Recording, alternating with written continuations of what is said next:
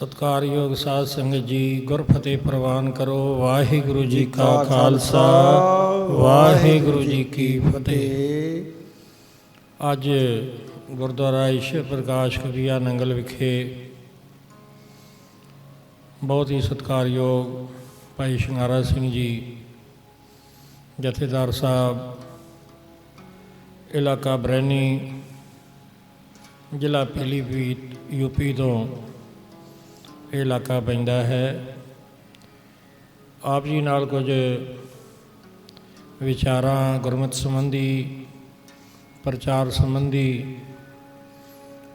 अते किस तरह नाल पहलां दे हालात सन, किस तरह नाल महापुरखां दीआं सेवावां चलदियां रहियां। आरंभ करन तो पहलां ये जो संस्था है संप्रदाय राड़ा साहिब, ये गुरु कलगीधर पातशाह महाराज धन धन श्री गुरु गोबिंद सिंह साहिब जी महाराज 10वें पातशाह जी जिन्हां दे अनंत प्यारे, जिन्हां ने गुरु महाराज जी का बचन मंनदियां होइयां बहुत सारिया सेवावां गुरु घर की सेवा विच ही सारा जीवन बतीत किया। जदों 1699 की विसाखी वाले दिन गुरु कलगीधर पातशाह महाराज जी ने तख्त श्री केसगढ़ साहिब आनंदपुर साहिब विखे खालसा साजन वास्ते सारे इलाकों विचों संगतां नूं हुक्मनामे भेजे। बहुत संगतां एकत्र होईयां, बड़ा वड्डा पंडाल सजिया अते गुरु कलगीधर पातशाह महाराज जी अपने तखत से सुभायमान अमृत संचार वास्ते पंजां प्यारियां दी चोण करन दा समा आया। आप जी ने संगत दे विचों खालसा पंथ दे वास्ते चढ़दी कला वास्ते इस खालसा पंथ नूं इस धरती के उत्ते प्रगट करने वास्ते उते 5 सीसां की मंग की, जिस में सब तो पहला आवाज़ मारन दे भाई दया राम जी सब तो पहला आए। फिर वारी वारी 4 होर गुरमुख प्यारियां महापुरखा ने बाबा धर्म सिंह जी, प्यारे बाबा हिम्मत सिंह जी, प्यारे बाबा मुहक्कम सिंह जी, प्यारे बाबा साहिब सिंह जी वारी वारी आके शीश भेंट कीते ते जिन्हां दे विच सब तो पहला गुरु महाराज जी दे एक शीश की मंग करन ते प्यारे बाबा दया सिंह जी जिन्हां ने अपना शीश गुरु चरणां विच अर्पण किया। गुरु महाराज जी ने 5 प्यारियां की चोण की, उन्हां 5 दे शीश धड़ तो अलहदा करके फिर सुरजीत किया, अमृत तैयार करके अमृत छकाया, अपना ही रूप साजिया, अपना ही रूप अपने ही कगार आप ही इयों लगे जियों कि कलगीधर पातशाह महाराज जी ने इस रूप धारण किए हैं अते बचन किए हैं। रहतनामियां विच खालसा मेरो रूप है खास, खालसे में हो करो निवास। खास रूप अपने खालसा जी प्रगट किया इस धरती के उत्ते। वो प्यारे बाबा दया सिंह जी इस संस्था के सब तो पहले गुरु महाराज जी तो वरसाए हुए महापुरख हुए हैं। उन्होंने तो बाद ये संप्रदाय अगे चलती रही। इस दे विच बहुत सारे महापुरख समय समय नाल आके सेवा निभाते रहे अते साध संगत जी मुख सेवा धर्म प्रचार अमृत संचार की सेवा जो 5 प्यारे साहबान करते आ रहे सन, वही संप्रदाय अगे तो अगे महापुरख समय नाल आउंदे रहे। उसे लड़ी दे विच ही राड़ा साहब वाले महाराज जी परम संत ईश्वर सिंह महाराज राड़ा साहब जिन्हों ने ਹੋਰ ਵੀ ਬਹੁਤ ਸਾਰੇ ਮਹਾਂਪੁਰਖ ਸਤਿਕਾਰਯੋਗ ਬ੍ਰਹਮ ਗਿਆਨੀ ਹੋਏ ਹਨ। ਪਰ ਆਪ ਜੀ ਦੀ ਸੰਗਤ ਸੱਚਖੰਡ ਵਾਸੀ ਬ੍ਰਹਮ ਗਿਆਨੀ ਮਹਾਂਪੁਰਖ ਸ੍ਰੀਮਾਨ ਸੰਤ ਵਰਿਆਮ ਸਿੰਘ ਜੀ ਰਤਵਾੜਾ ਸਾਹਿਬ ਵਾਲੇ ਮਹਾਂਪੁਰਖ ਜੋ ਧਮੋਟ ਨਗਰ ਨੇੜੇ ਹੀ ਆਪ ਜੀ ਦਾ ਮਿਲਾਪ ਹੋਇਆ, ਆਪ ਜੀ ਦਾ ਹੀ ਰੂਪ ਹੋਏ, ਆਪ ਜੀ ਨੂੰ ਹੀ ਸਮਰਪਣ ਹੋਏ। ਉਹਨਾਂ ਮਹਾਂਪੁਰਖਾਂ ਨੇ ਯੂਪੀ ਦੇ ਇਲਾਕੇ ਵਿੱਚ ਆ ਕੇ ਭਾਗ ਲਾਏ। ਇੱਥੇ ਹੀ ਮਹਾਂਪੁਰਖਾਂ ਨੇ ਦੀਵਾਨ ਆਰੰਭ ਕੀਤੇ ਅਤੇ ਰਤਵਾੜਾ ਸਾਹਿਬ ਵਾਲੇ ਮਹਾਂਪੁਰਖਾਂ ਦੇ ਦੀਵਾਨ ਆਰੰਭ ਹੋਣ 'ਤੇ ਪਹਿਲੇ ਸਮੇਂ ਦੇ ਵਿੱਚ ਹੀ ਮਹਾਂਪੁਰਖ ਸੱਚਖੰਡ ਵਾਸੀ ਸ੍ਰੀਮਾਨ ਸੰਤ ਬਾਬਾ ਗੁਰਦੀਪ ਸਿੰਘ ਜੀ ਖੁਬੀਆ ਨੰਗਲ ਵਾਲੇ ਅਤੇ ਜੋ ਰਤਵਾੜਾ ਸਾਹਿਬ ਦੇ ਮੌਜੂਦਾ ਮੁਖੀ ਸਤਿਕਾਰਯੋਗ ਮਹਾਂਪੁਰਖ ਸੰਤ ਬਾਬਾ ਲਖਵੀਰ ਸਿੰਘ ਜੀ, ਆਪ ਜੀ ਮਹਾਂਪੁਰਖਾਂ ਦੇ ਜਥੇ ਦੇ ਵਿੱਚ ਸੇਵਾ ਕਰਦੇ, ਨਾਲ ਹੀ ਕੀਰਤਨ ਦੀ ਸੇਵਾ ਸਮੇਂ ਸਮੇਂ ਨਾਲ ਕਰਦੇ। ਮਹਾਂਪੁਰਖਾਂ ਨੇ ਇੱਥੋਂ ਯੂਪੀ ਤੋਂ ਜਦੋਂ ਚੰਡੀਗੜ੍ਹ ਮੋਹਾਲੀ ਉਸ ਪਾਸੇ ਆਪ ਜੀ ਚਲੇ ਗਏ ਤਾਂ ਇਹ ਗੁਰਮਤਿ ਸਮਾਗਮ ਦੀ ਸੇਵਾ ਮਹਾਂਪੁਰਖਾਂ ਨੂੰ ਸਮਰਪਣ ਕਰਕੇ ਬਚਨ ਕੀਤੇ ਵੀ ਇਹ ਸੇਵਾ ਹੁਣ ਤੁਸੀਂ ਨਿਭਾਓ, ਕਿਉਂਕਿ ਮਹਾਂਪੁਰਖਾਂ ਤੋਂ ਪਹਿਲਾਂ ਅਤੇ ਮਹਾਂਪੁਰਖ ਆ ਕੇ ਨੇੜੇ ਕਿਸੇ ਨਗਰ ਵਿੱਚ ਬੈਠ ਜਾਂਦੇ। ਐਸੇ ਬਚਨ ਸੰਤ ਜੀ ਮਹਾਰਾਜ ਖੁਬੀਆ ਨੰਗਲ ਵਾਲੇ ਸੱਚਖੰਡ ਵਾਸੀ ਮਹਾਂਪੁਰਖ ਦੱਸਦੇ ਕਿ ਫਿਰ ਉਹਨਾਂ ਨੇ ਉੱਥੇ ਬੈਠ ਕੇ ਬੀਜੀ ਅਤੇ ਸਤਿਕਾਰਯੋਗ ਮਹਾਂਪੁਰਖਾਂ ਨੇ ਕੁਝ ਸਮਾਂ ਕਿਸੇ ਪ੍ਰੇਮੀ ਦੇ ਘਰ ਬੈਠਣਾ ਬੇਨਤੀ ਕਰਦੇ ਹਨ ਕਿ ਸਾਡੇ ਘਰ ਚਰਨ ਪਾਓ। ਮਹਾਂਪੁਰਖ ਉਹਨਾਂ ਨੂੰ ਗੁਰਮਤਿ ਦੀ ਸੇਧ ਬਖਸ਼ਦੇ ਅਤੇ ਕੀਰਤਨ ਵਿੱਚ ਜਦੋਂ ਆਪ ਜੀ ਹਾਜ਼ਰੀ ਭਰਦੇ ਤਾਂ ਮਹਾਂਪੁਰਖ ਸਰਵਣ ਕਰਦੇ। ਜੇ ਕਿਤੇ ਕੋਈ ਲੱਗਦਾ ਤਾਂ ਉਹਨਾਂ ਨੂੰ ਸਹੀ ਸੇਧ ਦਿੰਦੇ। ਇਸੇ ਤਰ੍ਹਾਂ ਉਹਨਾਂ ਦੇ ਸਾਧ ਸੰਗਤ ਜੀ ਚੰਡੀਗੜ੍ਹ ਨਿਵਾਸ ਤੋਂ ਪਹਿਲਾਂ ਬਾਅਦ ਜਾਣ ਸਮੇਂ ਆਪ ਜੀ ਨੂੰ ਇਹ ਸੇਵਾ ਸਤਸੰਗ ਕੀਰਤਨ ਦੀਵਾਨ ਘਰ ਘਰ ਕਰਨ ਦਾ ਹੁਕਮ ਕਰਕੇ ਗਏ ਸਨ। ਆਪ ਜੀ ਨੇ ਜਥਾ ਜੋ ਪੁਰਾਣੇ ਸਿੰਘ ਨਾਲ ਸਨ ਕੁਝ ਹੋਰ ਲਏ ਅਤੇ ਸੇਵਾ ਹਰ ਐਤਵਾਰ ਨਗਰ ਨਗਰ ਪਿੰਡ ਪਿੰਡ ਜਿਵੇਂ ਵੱਡੇ ਮਹਾਂਪੁਰਖ ਕਰਦੇ ਸਨ ਉਹ ਜਾਰੀ ਰੱਖੀ। ਉਹਨਾਂ ਸਮਿਆਂ ਵਿੱਚ ਅੱਜ ਵਾਲੇ ਸਾਧਨ ਨਹੀਂ ਸਨ। ਜਦੋਂ ਐਤਵਾਰ ਨੂੰ ਦੀਵਾਨ ਜਿੱਥੇ ਵੀ ਸਾਜਦਾ ਕਿਸੇ ਨਵੇਂ ਪ੍ਰਾਣੀ ਨੇ ਕਿਸੇ ਨਵੇਂ ਪ੍ਰੇਮੀ ਨੇ ਆਪਣੇ ਘਰ ਦੀਵਾਨ ਸਜਾਉਣਾ ਹੁੰਦਾ ਤਾਂ ਉਹ ਸੰਗਤ ਵਿੱਚ ਹੱਥ ਜੋੜ ਕੇ ਬੇਨਤੀ ਕਰਦਾ ਭੋਗ ਤੋਂ ਬਾਅਦ ਕਿ ਇਹ ਸਾਧ ਸੰਗਤ ਅਤੇ ਮਹਾਂਪੁਰਖੋ ਗੁਰੂ ਮਹਾਰਾਜ ਦੀ ਹਜ਼ੂਰੀ ਵਿੱਚ ਬੇਨਤੀ ਕਰਦਾ, ਸਤਿਗੁਰੂ ਸੱਚੇ ਪਾਤਸ਼ਾਹ ਮਹਾਰਾਜ ਅਗਲੇ ਦੀਵਾਨ ਦੀ ਸੇਵਾ ਦਾਸ ਦੇ ਗ੍ਰਹਿ ਵਿਖੇ ਆਪ ਜੀ ਬਖਸ਼ੋ, ਤਾਂ ਉੱਥੇ ਹੀ ਆਵਾਜ਼ਾਂ ਦੇ ਦਿੱਤਾ ਜਾਂਦਾ।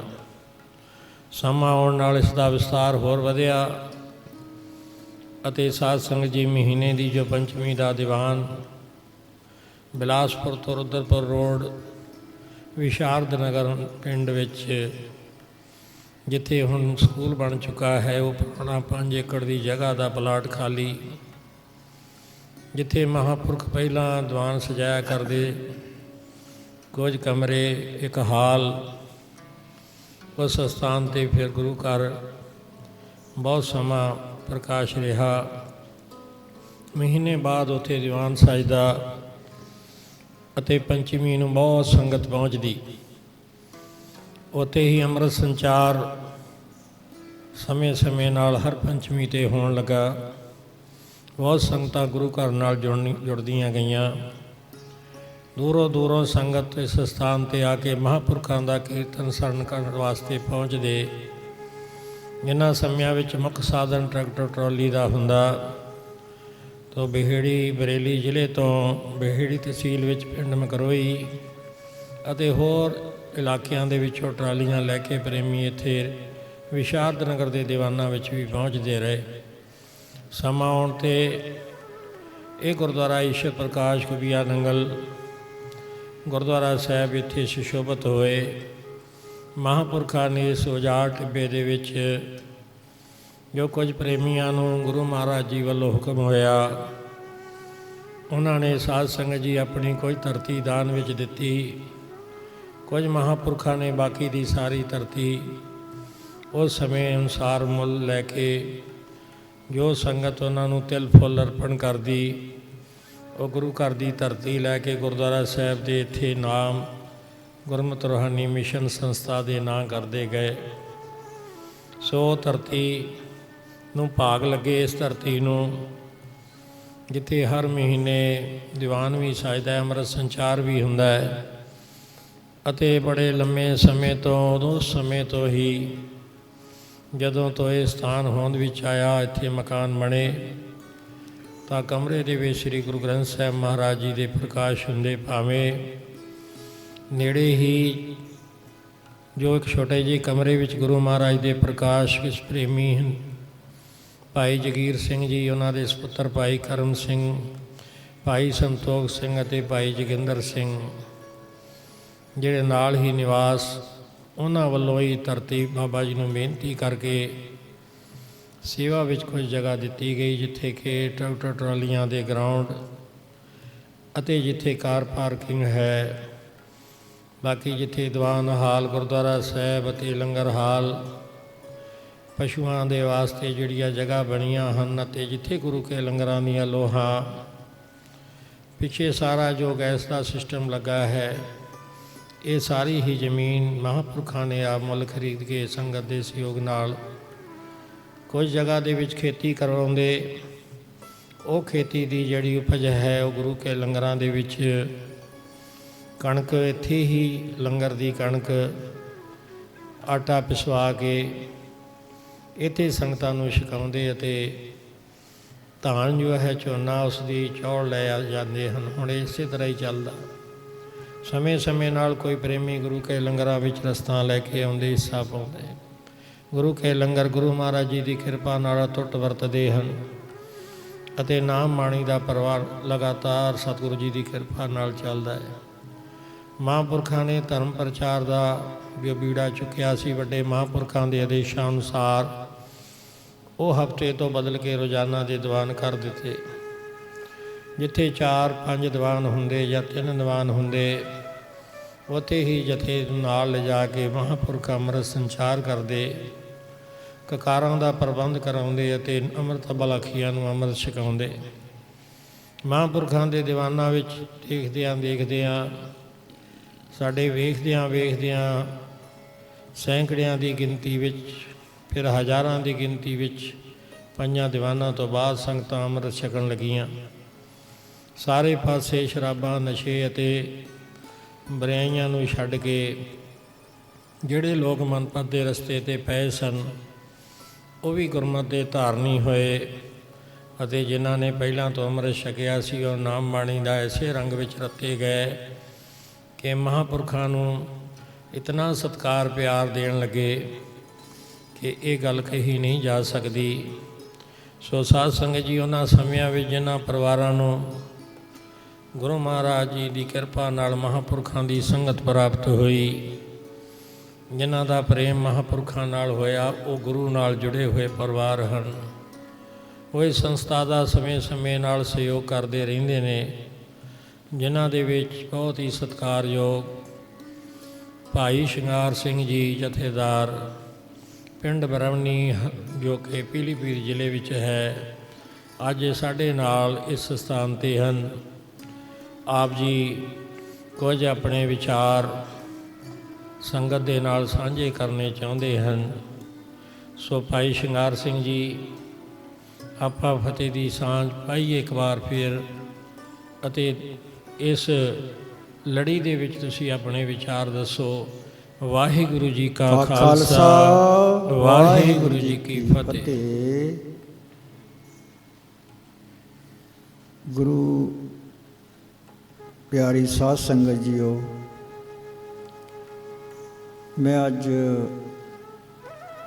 ਮਹਾਂਪੁਰਸ਼ਾਂ ਦੇ ਡੇਰੇ 'ਤੇ ਪਹੁੰਚਾ ਹਾਂ, ਅਤੇ ਇੱਥੇ ਵਿਚਾਰ ਵਟਾਂਦਰਾ ਮਹਾਂਪੁਰਸ਼ਾਂ ਦੇ ਸਥਾਨ 'ਤੇ ਹੋਵੇਗਾ। ਖਾਲਸਾ ਜੀ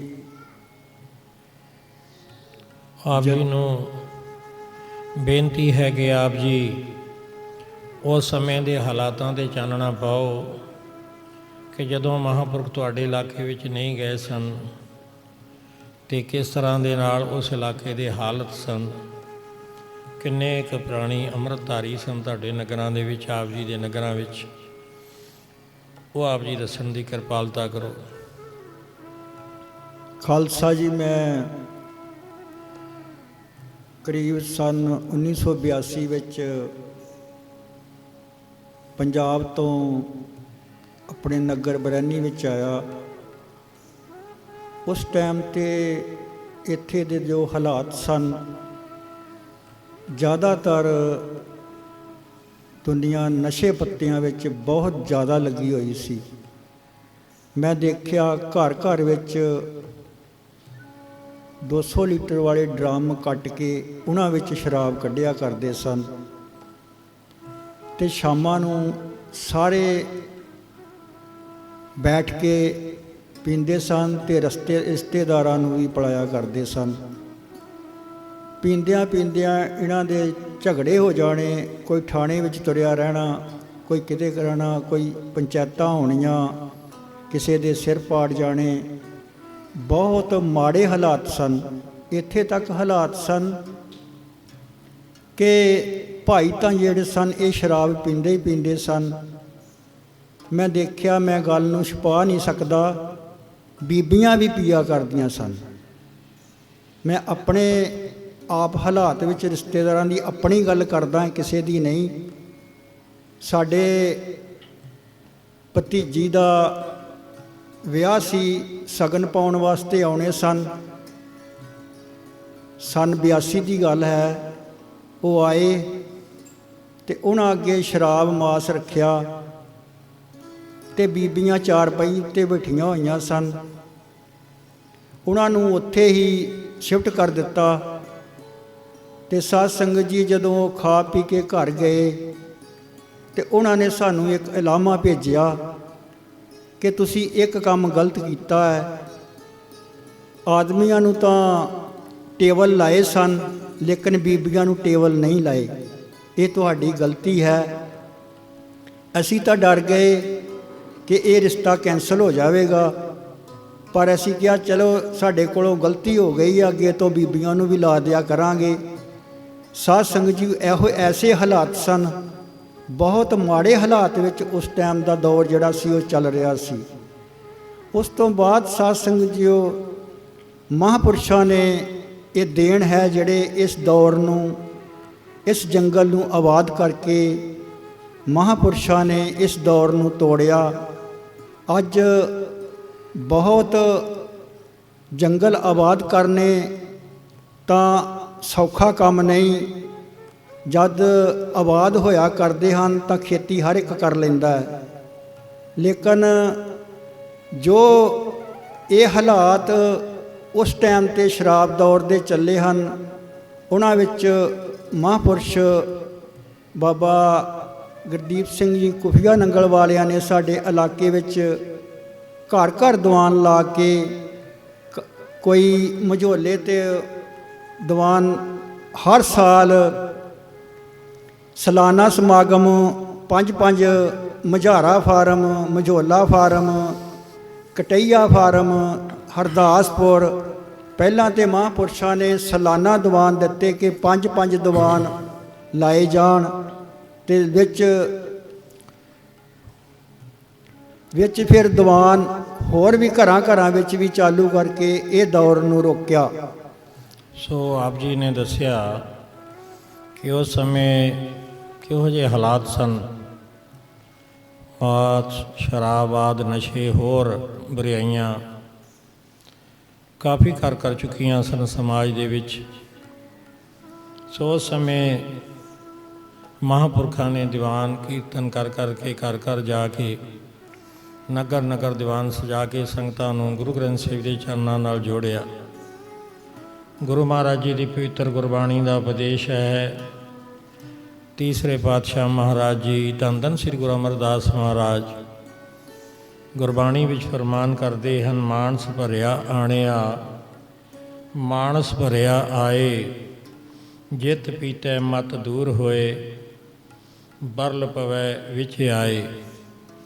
ਆਪਣਾ ਪਰਾਇਆ ਨਾ ਪਛਾਣਈ, ਖਸਮੋਂ ਧੱਕੇ ਖਾਏ, ਜਿਤ ਪੀਤੇ ਖਸਮ ਵਿਸਰੈ, ਦਰਗਹਿ ਮਿਲੈ ਸਜਾਏ। ਝੂਠਾ ਮਦ ਮੂਲ ਨਾ ਪੀਛਈ, ਜੇ ਕਾ ਪਾਰ ਵਸਾਏ, ਨਾਨਕ ਨਦਰੀ ਸੱਚ ਮਦ ਪਾਈਐ, ਸਤਿਗੁਰ ਮਿਲੈ ਜਿਸ ਆਏ। ਸਦਾ ਸਾਹਿਬ ਕੇ ਰੰਗ ਰਹੇ, ਮਹਿਲੀ ਪਾਵੈ ਥਾਓ। ਸੋ ਕਿਸ ਤਰ੍ਹਾਂ ਇਹ ਝੂਠੇ ਮਦ ਨੂੰ, ਸ਼ਰਾਬ ਨੂੰ ਛੱਡਣ ਵਾਸਤੇ ਅਤੇ ਨਾਮ ਦੇ ਰੰਗ ਨੂੰ, ਗੁਰਬਾਣੀ ਦੇ ਰੰਗ ਨੂੰ ਮਾਨਣ ਵਾਸਤੇ ਗੁਰੂ ਮਹਾਰਾਜ ਦਾ ਹੁਕਮ ਹੈ, ਪਰ ਅਸੀਂ ਭੁੱਲ ਜਾਂਦੇ ਹਾਂ। ਨਸ਼ੇ ਦੇ ਵਿੱਚ ਆਪਣੇ ਤੇ ਪਰਾਏ ਦਾ ਕੁਝ ਪਤਾ ਨਹੀਂ ਲੱਗਦਾ ਅਤੇ ਫਿਰ ਵਾਹਿਗੁਰੂ ਜੀ ਵੱਲੋਂ ਸਜ਼ਾ ਮਿਲਦੀ ਹੈ ਅਤੇ ਖਸਮ ਦੇ ਦਰ ਤੋਂ ਸਾਨੂੰ ਧੱਕੇ ਪੈਂਦੇ ਹਨ। ਫਿਰ ਇਹ ਹਾਲਤ ਦੇ ਹੁੰਦਿਆਂ ਹੋਇਆ ਕਿਸ ਤਰ੍ਹਾਂ ਨਾਲ ਪਰਮੇਸ਼ਰ ਦੀ ਬੰਦਗੀ ਹੋ ਸਕਦੀ ਹੈ, ਕਿਵੇਂ ਮਨੁੱਖ ਜਨਮ ਦੀ ਸਫਲਤਾ ਦੀ ਆਸ ਰੱਖੀ ਜਾ ਸਕਦੀ ਹੈ। ਸੋ ਮਹਾਂਪੁਰਖਾਂ ਨੇ ਫਿਰ ਆਪਾਂ ਨੂੰ ਸ਼ਰਾਬਾਂ ਨਸ਼ਿਆਂ ਤੋਂ ਦੂਰ ਰਹਿਣ ਵਾਸਤੇ ਉਪਦੇਸ਼ ਦਿੱਤਾ। ਅਤੇ ਆਪ ਜੀ ਦੇ ਇਲਾਕੇ ਵਿੱਚ ਆਪ ਜੀ ਦੱਸ ਰਹੇ ਸੀ ਵੀ ਕਿਹੜੀ ਜਗ੍ਹਾ ਪਹਿਲਾਂ ਦੀਵਾਨ ਆਪ ਜੀ ਨੇ ਜਾ ਕੇ ਸਰਵਣ ਕੀਤੇ ਹਨ। ਹਾਂਜੀ ਹਾਂਜੀ, ਪਹਿਲਾਂ ਤਾਂ ਦੀਵਾਨ ਜਿਹੜੇ ਸੀ, ਸਾਲਾਨਾ ਸਮਾਗਮ ਜਿਹੜੇ ਸਨ, ਉਹ ਮਹਾਂਪੁਰਸ਼ਾਂ ਨੇ ਦਿੱਤੇ ਕਿ ਸਾਲ ਵਿੱਚ 5 ਦੀਵਾਨ ਹੋ ਜਾਇਆ ਕਰਨਗੇ। ਤਾਂ ਬਾਕੀ ਦੀਵਾਨ ਜੇ ਹਨ, ਛੋਟੇ ਦੀਵਾਨ ਹਨ, ਉਹ ਬਾਅਦ ਵਿੱਚ ਐਡਜਸਟ ਕੀਤੇ ਜਾਣਗੇ। ਲੇਕਿਨ ਉਸ ਟਾਈਮ 5-5 ਦੀਵਾਨ ਹਰ ਇਲਾਕੇ ਦੇ, ਹਰ ਨਗਰਾਂ ਵਿੱਚ ਮਹਾਂਪੁਰਸ਼ਾਂ ਨੇ ਆਰੰਭ ਕੀਤੇ। ਅਤੇ ਸੰਗਤਾਂ ਬਹੁਤ ਵਹੀਰ ਦੇ ਨਾਲ ਉਸ ਟਾਈਮ ਟਰਾਲੀਆਂ ਚੱਲਦੀਆਂ ਸਨ। 15-15, 20-20 ਕਿਲੋਮੀਟਰ 'ਤੇ ਮਝਾਰਾ ਫਾਰਮ, ਮਝੋਲਾ ਸੁਸਾਇਟੀ ਵਿੱਚ, ਸਤਾਰਗੰਜ ਵਿਖੇ, ਮਿਲਕ ਵਿਖੇ, ਇੱਥੇ ਜਾ ਕੇ ਸੰਗਤਾਂ ਨੇ ਬਹੁਤ ਮਹਾਂਪੁਰਸ਼ਾਂ ਦੇ ਨਾਲ ਜੁੜ ਕੇ ਯੋਗਦਾਨ ਪਾਉਣ ਲੱਗੇ। ਮਹਾਂਪੁਰਸ਼ਾਂ ਦਾ ਪ੍ਰਚਾਰ ਬਹੁਤ ਹੀ ਰਫ਼ਤਾਰ ਨਾਲ ਵੱਧਦਾ ਗਿਆ। ਮਹਾਂਪੁਰਸ਼ਾਂ ਦੀ ਕੋਈ ਪਿਛਲੇ ਕਰਮਾਂ ਦੀ ਮੈਂ ਕਹਿੰਦਾ ਕਮਾਈ ਸੀ, ਜੋ ਕਿ ਇੰਨੀ ਜਲਦੀ ਵਿੱਚ ਸੰਗਤ ਜੁੜੀ।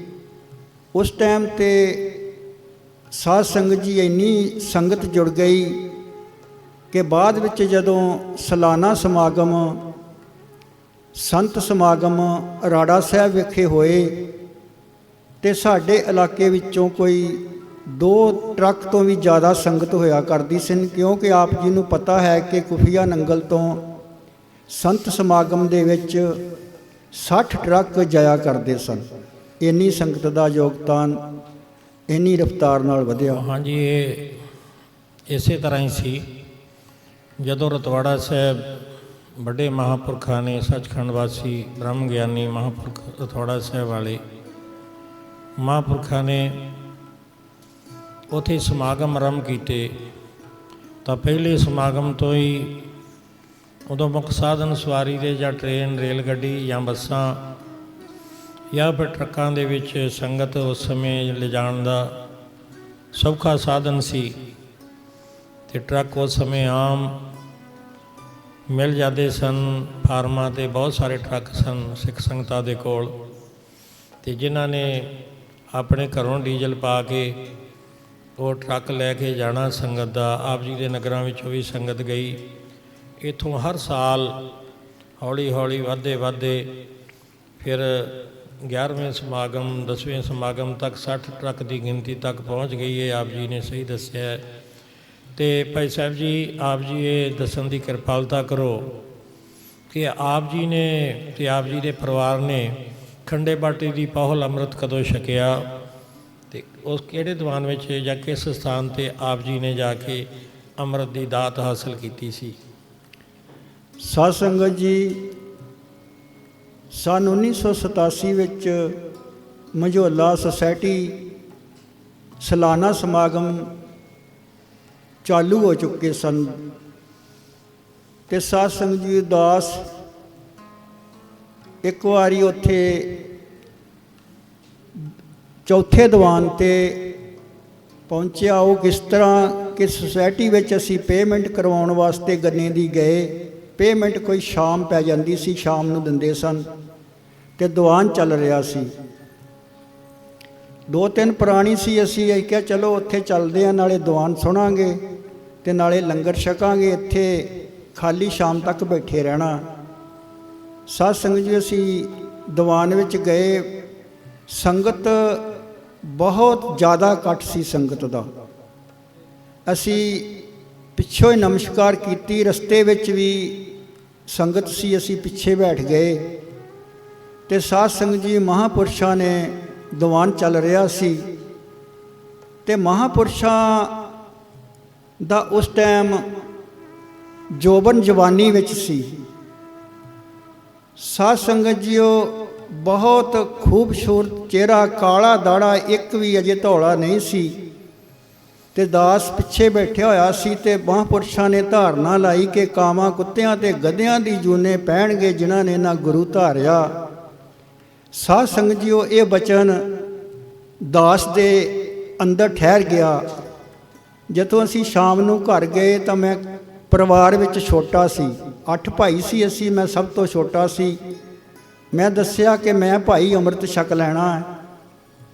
ਕਹਿੰਦੇ ਅਜੇ ਰੁਕ ਕੇ ਛਕ ਲਈ, ਅਜੇ ਤੇਰਾ ਵਿਆਹ 2-4 ਸਾਲ ਹੋਏ ਨੇ, ਬੱਚੇ ਬਾਅਦ ਵਿੱਚ ਛਕ ਲਵੀਂ। ਮੈਂ ਕਿਹਾ ਨਹੀਂ, ਮੈਂ ਪ੍ਰਾਣ ਬਣਾ ਲਿਆ ਹੈ, ਮੈਂ ਕੱਲ੍ਹ ਨੂੰ ਅੰਮ੍ਰਿਤ ਛਕਣ ਵਾਸਤੇ ਜਾਣਾ ਹੈ। ਸਾਧ ਸੰਗਤ ਜੀਓ, ਮੈਂ ਤਿਆਰੀ ਕੀਤੀ ਤੇ ਮਝੋਲੇ ਆਖਰੀ ਦੀਵਾਨ ਵਿੱਚ ਸੰਗਤ ਦਾ ਦੀਵਾਨ ਨਹੀਂ ਸੀ, ਉਸ ਦਿਨ ਅੰਮ੍ਰਿਤ ਹੀ ਛਕਣਾ ਸੀ। ਸਾਧ ਸੰਗਤ ਜੀ, ਜਦੋਂ ਮੈਂ ਉੱਥੇ ਪਹੁੰਚਿਆ ਤੇ ਕਰੀਬ 1200-1300 ਪ੍ਰਾਣੀ ਅੰਮ੍ਰਿਤ ਛਕਣ ਵਾਲਾ ਸੀ। ਉੱਥੇ ਕਕਾਰ ਹੀ ਕਕਾਰ ਨਜ਼ਰ ਆ ਰਹੇ ਸਨ। ਮੈਂ ਵੀ ਉਹਦੇ ਵਿੱਚ ਮਹਾਰਾਜ ਦੀ ਕਿਰਪਾ ਦੇ ਨਾਲ ਸ਼ਾਮਲ ਹੋ ਗਿਆ। ਅੰਦਰ ਬਹੁਤ ਵੱਡੀ ਤਾਦਾਦ ਦੇ ਨਾਲ ਦੇਗ ਤਿਆਰ ਹੋ ਰਹੀ ਸੀ। 5 ਪਿਆਰੇ ਸਨ।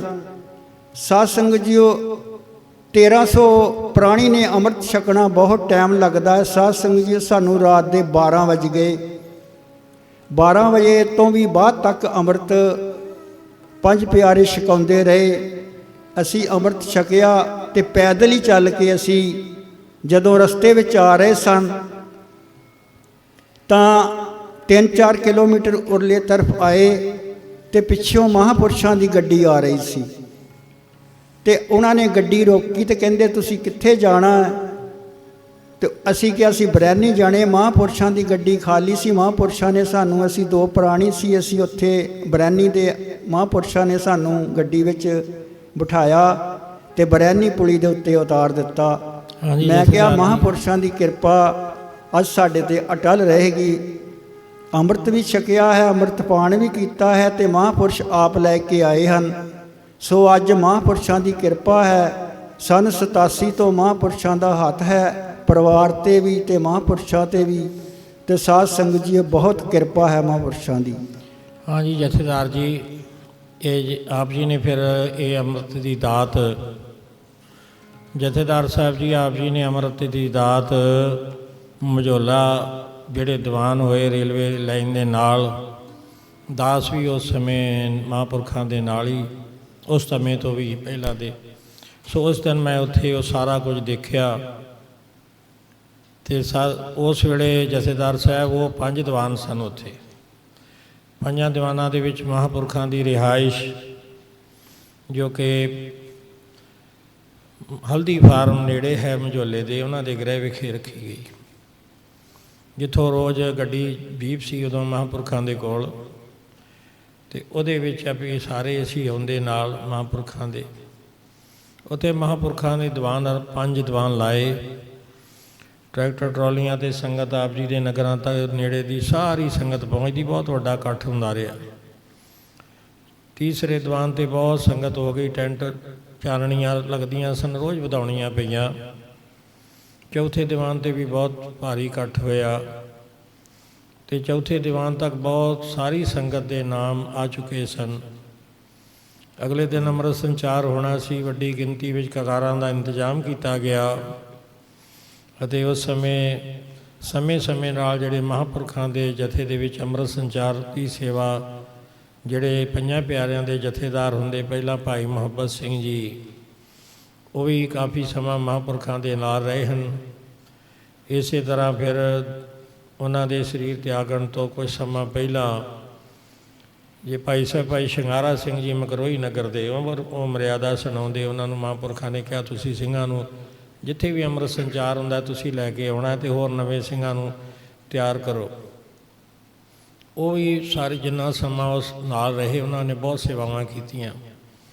ਉਹਨਾਂ ਤੋਂ ਬਾਅਦ ਹੁਣ ਭਾਈ ਕਿਰਪਾਲ ਸਿੰਘ ਜੀ ਜੋ ਮਾਧੋ ਟਾਂਡੇ ਦੇ ਹਨ, ਪੂਰਨਪੁਰ ਜ਼ਿਲ੍ਹਾ ਪੀਲੀਭੀਤ, ਅਤੇ ਭਾਈ ਦੇਸਾ ਸਿੰਘ ਜੀ ਅਤੇ ਹੋਰ ਸਿੰਘਾਂ ਦੀ ਡਿਊਟੀ ਲਾਈ ਅਤੇ ਭਾਈ ਕਿਰਪਾਲ ਸਿੰਘ ਜੀ ਨੂੰ ਹੁਕਮ ਹੋਇਆ ਵੀ ਤੁਸੀਂ ਹੁਣ ਹੋਰ ਜਥੇ ਦੇ ਸਿੰਘ ਵਧਾਓ। ਉਦੋਂ ਤੱਕ 2 ਜਥੇ ਅੰਮ੍ਰਿਤ ਸੰਚਾਰ 2 ਜਗ੍ਹਾ ਹੋ ਸਕਦਾ ਸੀ। ਇਸੇ ਤਰ੍ਹਾਂ ਹੁਣ 2-3 ਜਗ੍ਹਾ ਵੀ ਹੋ ਜਾਂਦਾ ਹੈ। ਗੁਰੂ ਮਹਾਰਾਜ ਦੀ ਕਿਰਪਾ ਨਾਲ ਉਹ ਸਿੰਘਾਂ ਦੇ ਨਾਲ ਹੋਰ ਸਿੰਘਾਂ ਦੀ ਡਿਊਟੀ ਮਹਾਂਪੁਰਖ ਜਾਂਦੇ ਲਾਉਂਦੇ, ਭਾਈ ਤੁਸੀਂ ਤਿਆਰ ਰਹੋ, ਪੰਜਾਂ ਪਿਆਰਿਆਂ ਦੇ ਵਿੱਚ ਲੱਗਣ ਵਾਸਤੇ ਜਦੋਂ ਹੁਕਮ ਹੋਏ ਤੁਸੀਂ ਬਿਲਕੁਲ ਤਿਆਰ ਰਹਿਣਾ। ਸੋ ਬਹੁਤ ਸਾਰੇ ਸਮਰਪਿਤ ਸਿੱਖ ਸਿੰਘ ਜਿਹੜੇ ਕਿ ਤਿਆਰ ਪੰਜਾਂ ਪਿਆਰਿਆਂ ਦੀ ਡਿਊਟੀ ਦਿੰਦੇ ਨੇ, ਉਹ ਤਿਆਰ ਹੋ ਜਾਂਦੇ ਨੇ। ਕਿਉਂਕਿ ਵਿਸਾਖੀ ਵਾਲੇ ਦਿਨ ਬਹੁਤ ਸਥਾਨਾਂ ਤੋਂ ਟੈਲੀਫੋਨ ਦੇ ਦਾਸ ਨੂੰ ਅੱਗੋਂ ਪਿੱਛੋਂ ਵੀ ਜਿੱਥੇ ਸਮਾਗਮ ਹੁੰਦਾ ਹੈ ਤਾਂ ਉਹ ਭਾਈ ਕਿਰਪਾਲ ਸਿੰਘ ਜੀ ਨਾਲ ਸੰਪਰਕ ਕਰਕੇ ਦੱਸ ਦਿੱਤਾ ਜਾਂਦਾ ਹੈ। ਮਹਾਂਪੁਰਖਾਂ ਦੇ ਦੀਵਾਨਾਂ ਵਿੱਚ ਵੀ ਅੰਮ੍ਰਿਤ ਸੰਚਾਰ ਹੁੰਦਾ ਤਾਂ ਉਦੋਂ ਮਹਾਂਪੁਰਖਾਂ ਨੇ ਫਿਰ ਸੰਗਤ ਨੂੰ ਕਿਹਾ ਕਿ ਭਾਈ ਹੁਣ ਕੱਲ੍ਹ ਨੂੰ ਅੰਮ੍ਰਿਤ ਛਕਾਇਆ ਜਾਣਾ ਹੈ।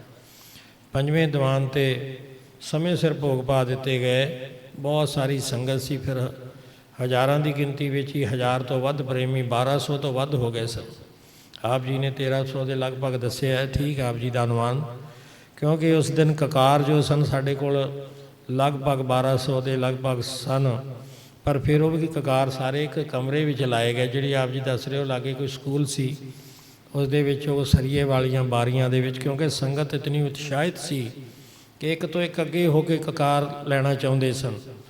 ਫਿਰ ਉਹਨਾਂ ਨੇ ਅਖੀਰ 'ਤੇ ਜਾ ਕੇ ਜਦੋਂ ਪਤਾ ਲੱਗਾ 10-15 ਸਿੰਘ ਉੱਥੇ ਕਕਾਰ ਵਰਤਾ ਰਹੇ ਸਨ, ਕਿਉਂਕਿ ਫਿਰ ਛੇਤੀ ਅੰਮ੍ਰਿਤ ਸੰਚਾਰ ਹੋਣਾ ਹੁੰਦਾ ਹੈ। ਵੱਡੇ ਪੰਡਾਲ ਵਿੱਚ ਹੀ ਕਨਾਤਾਂ ਜੋ ਸਨ ਖੋਲ੍ਹ ਕੇ ਲਾ ਦਿੱਤੀਆਂ ਗਈਆਂ ਅਤੇ ਉੱਥੇ ਫਿਰ ਅੰਮ੍ਰਿਤ ਸੰਚਾਰ ਦੀ ਆਰੰਭਤਾ ਹੋਈ। ਕੁਝ ਕਕਾਰਾਂ ਦੀ ਕਮੀ ਪੈ ਗਈ, ਜੋ ਫਿਰ ਮੇਰੇ ਨਾਲ ਭਾਈ ਗੁਰਦੇਵ ਸਿੰਘ ਜੀ ਗਏ ਰਾਮਨਗਰ ਵਾਲੇ, ਉਹਨਾਂ ਨੇ ਵੀ ਉੱਥੇ ਹੀ ਅੰਮ੍ਰਿਤ ਉਸ 'ਤੇ ਛਕਿਆ ਉਸ ਦਿਨ। ਉਹ ਫਿਰ ਆਏ ਤਾਂ ਸਨ, ਵੈਸੇ ਹੀ ਟਰੱਕ ਉਹਨਾਂ ਦਾ ਹੁੰਦਾ।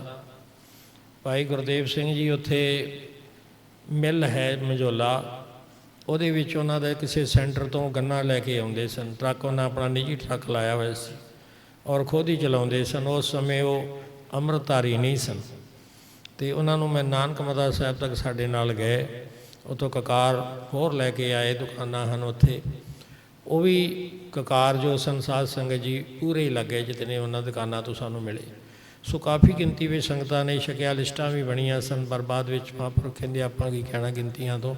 ਸੋ ਉਸ ਸਮੇਂ ਭਾਰੀ ਸੰਖਿਆ ਵਿੱਚ ਸਿੱਖਾਂ ਨੇ ਉੱਥੇ ਉਸ ਸਮਾਗਮ ਵਿੱਚ ਅੰਮ੍ਰਿਤ ਛਕਿਆ, ਜਿਸ ਵਿੱਚ ਆਪ ਜੀ ਨੇ ਅੰਮ੍ਰਿਤ ਛਕਿਆ ਸੀ। ਸੋ ਉਦੋਂ ਦਾ ਅੰਮ੍ਰਿਤ ਛਕਿਆ ਆਪ ਜੀ ਨੇ ਤਿਆਰ ਹੋ ਚੜ੍ਹਦੀ ਕਲਾ ਵਿੱਚ। ਅਤੇ ਹੋਰ ਬਾਕੀ ਦੇ ਪਰਿਵਾਰ ਦੇ ਜੀਆਂ ਅਤੇ ਰਿਸ਼ਤੇਦਾਰਾਂ ਨੂੰ ਆਪ ਜੀ ਨੇ ਸਤਸੰਗ ਦੀਵਾਨਾਂ ਅਤੇ ਮਹਾਂਪੁਰਖਾਂ ਦੀ ਸੰਗਤ ਵਿੱਚ ਆਉਣ ਦੀ ਪ੍ਰੇਰਨਾ ਕੀਤੀ ਅਤੇ ਉਹਨਾਂ ਨੇ ਕਦੋਂ ਅੰਮ੍ਰਿਤ ਪਾਨ ਕਰਕੇ ਸਾਰੇ ਕਿਸ ਪਾਸੇ ਹੁਣ ਸਾਰੇ ਲੱਗੇ ਹੋਏ ਹਨ ਆਪ ਜੀ ਦਾ ਪਰਿਵਾਰ।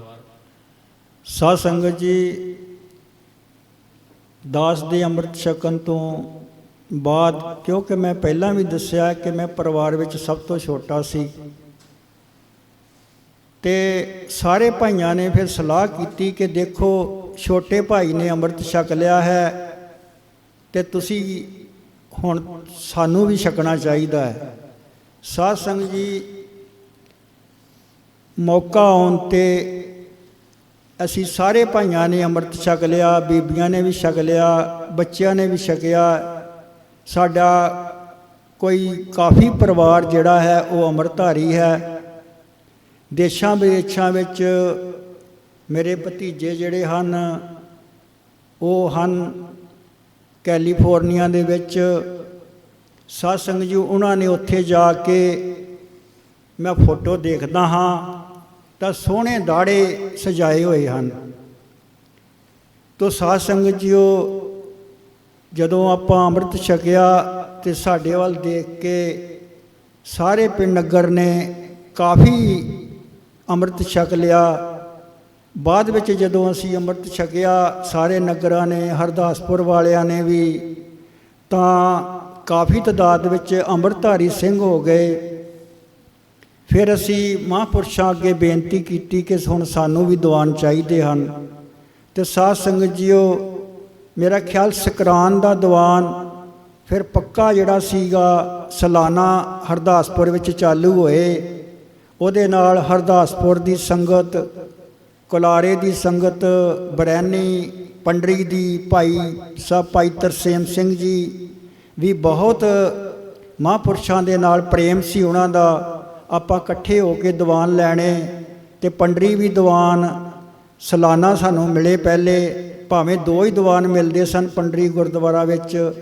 ਜਦੋਂ ਇਹ ਦੀਵਾਨ ਚਾਲੂ ਹੋ ਗਏ ਤਾਂ ਸੰਗਤ ਹੋਰ ਵੀ ਜੁੜਦੀ ਗਈ। ਤੇ ਸਾਧ ਸੰਗਤ ਜੀ ਉਦੋਂ ਟਰੱਕਾਂ ਦਾ ਜ਼ਿਆਦਾ ਜ਼ੋਰ ਹੁੰਦਾ ਸੀ। ਫਿਰ ਹਰ ਪਹਿਲੀ ਤੇ ਟਰੱਕਾਂ ਦੇ ਉੱਤੇ ਕਾਫੀ ਸੰਗਤ ਆਉਣੀ, ਇੰਨੀ ਸੰਗਤ ਹੋਣੀ ਕਿ ਟਰੱਕ ਦੇ ਉੱਪਰ ਵੀ ਬੈਠ ਜਾਣੀ। ਉਹਨਾਂ ਨੂੰ ਕਹਿਣਾ ਕਿ ਤੁਸੀਂ ਥੱਲੇ ਹੋ ਜਾਓ, ਉੱਪਰ ਤਾਰਾਂ ਬਿਜਲੀ ਦੀਆਂ ਹਨ। ਬਹੁਤ ਜ਼ਿਆਦਾ ਸੰਗਤ, ਟਰੱਕ ਭਰ ਭਰ ਕੇ ਆਪਾਂ ਪਹਿਲੀ ਤੇ ਸੰਗਤ ਦੇ ਇੱਥੇ ਆਉਣੇ ਚਾਲੂ ਹੋ ਗਏ।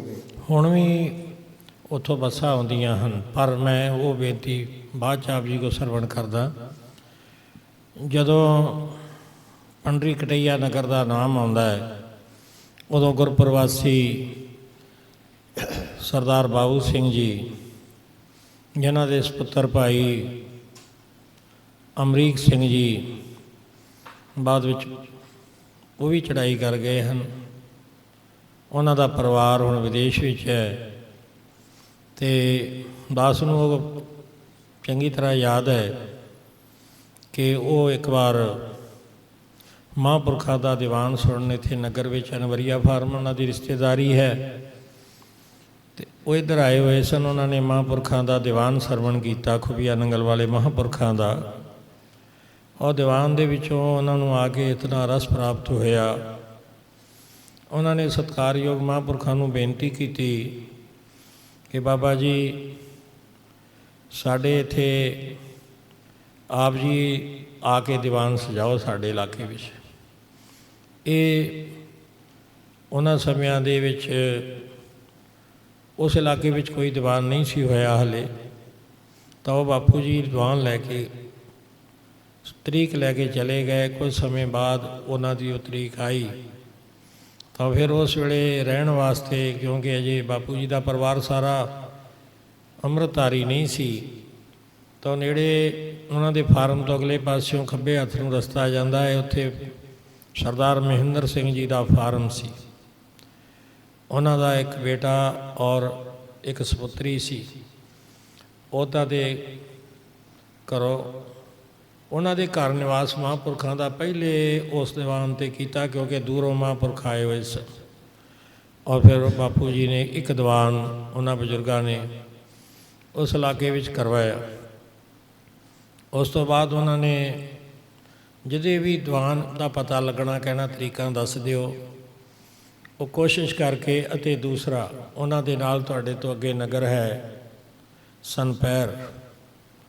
ਸਨਪੈਰ ਨਗਰ ਦੇ ਵਿੱਚ ਇੱਕ ਬਹੁਤ ਹੀ ਰੰਗ ਰਤੜੀ ਰੂਹ, ਐਸੀ ਆਤਮਾ ਜਿਨ੍ਹਾਂ ਨੇ ਅਰਾੜਾ ਸਾਹਿਬ ਕੁਝ ਸਮਾਂ ਨਿਵਾਸ ਕੀਤਾ ਸੀ, ਵੱਡੇ ਮਹਾਰਾਜ ਜੀ ਦੀ ਸੰਗਤ ਕੀਤੀ ਸੀ, ਵਡੇਰੀ ਉਮਰ ਦੇ ਬਜ਼ੁਰਗ ਸਨ, ਸਤਿਕਾਰਯੋਗ ਬਾਬਾ ਸਾਧੂ ਸਿੰਘ ਜੀ ਸੰਪੈਰ ਵਾਲੇ।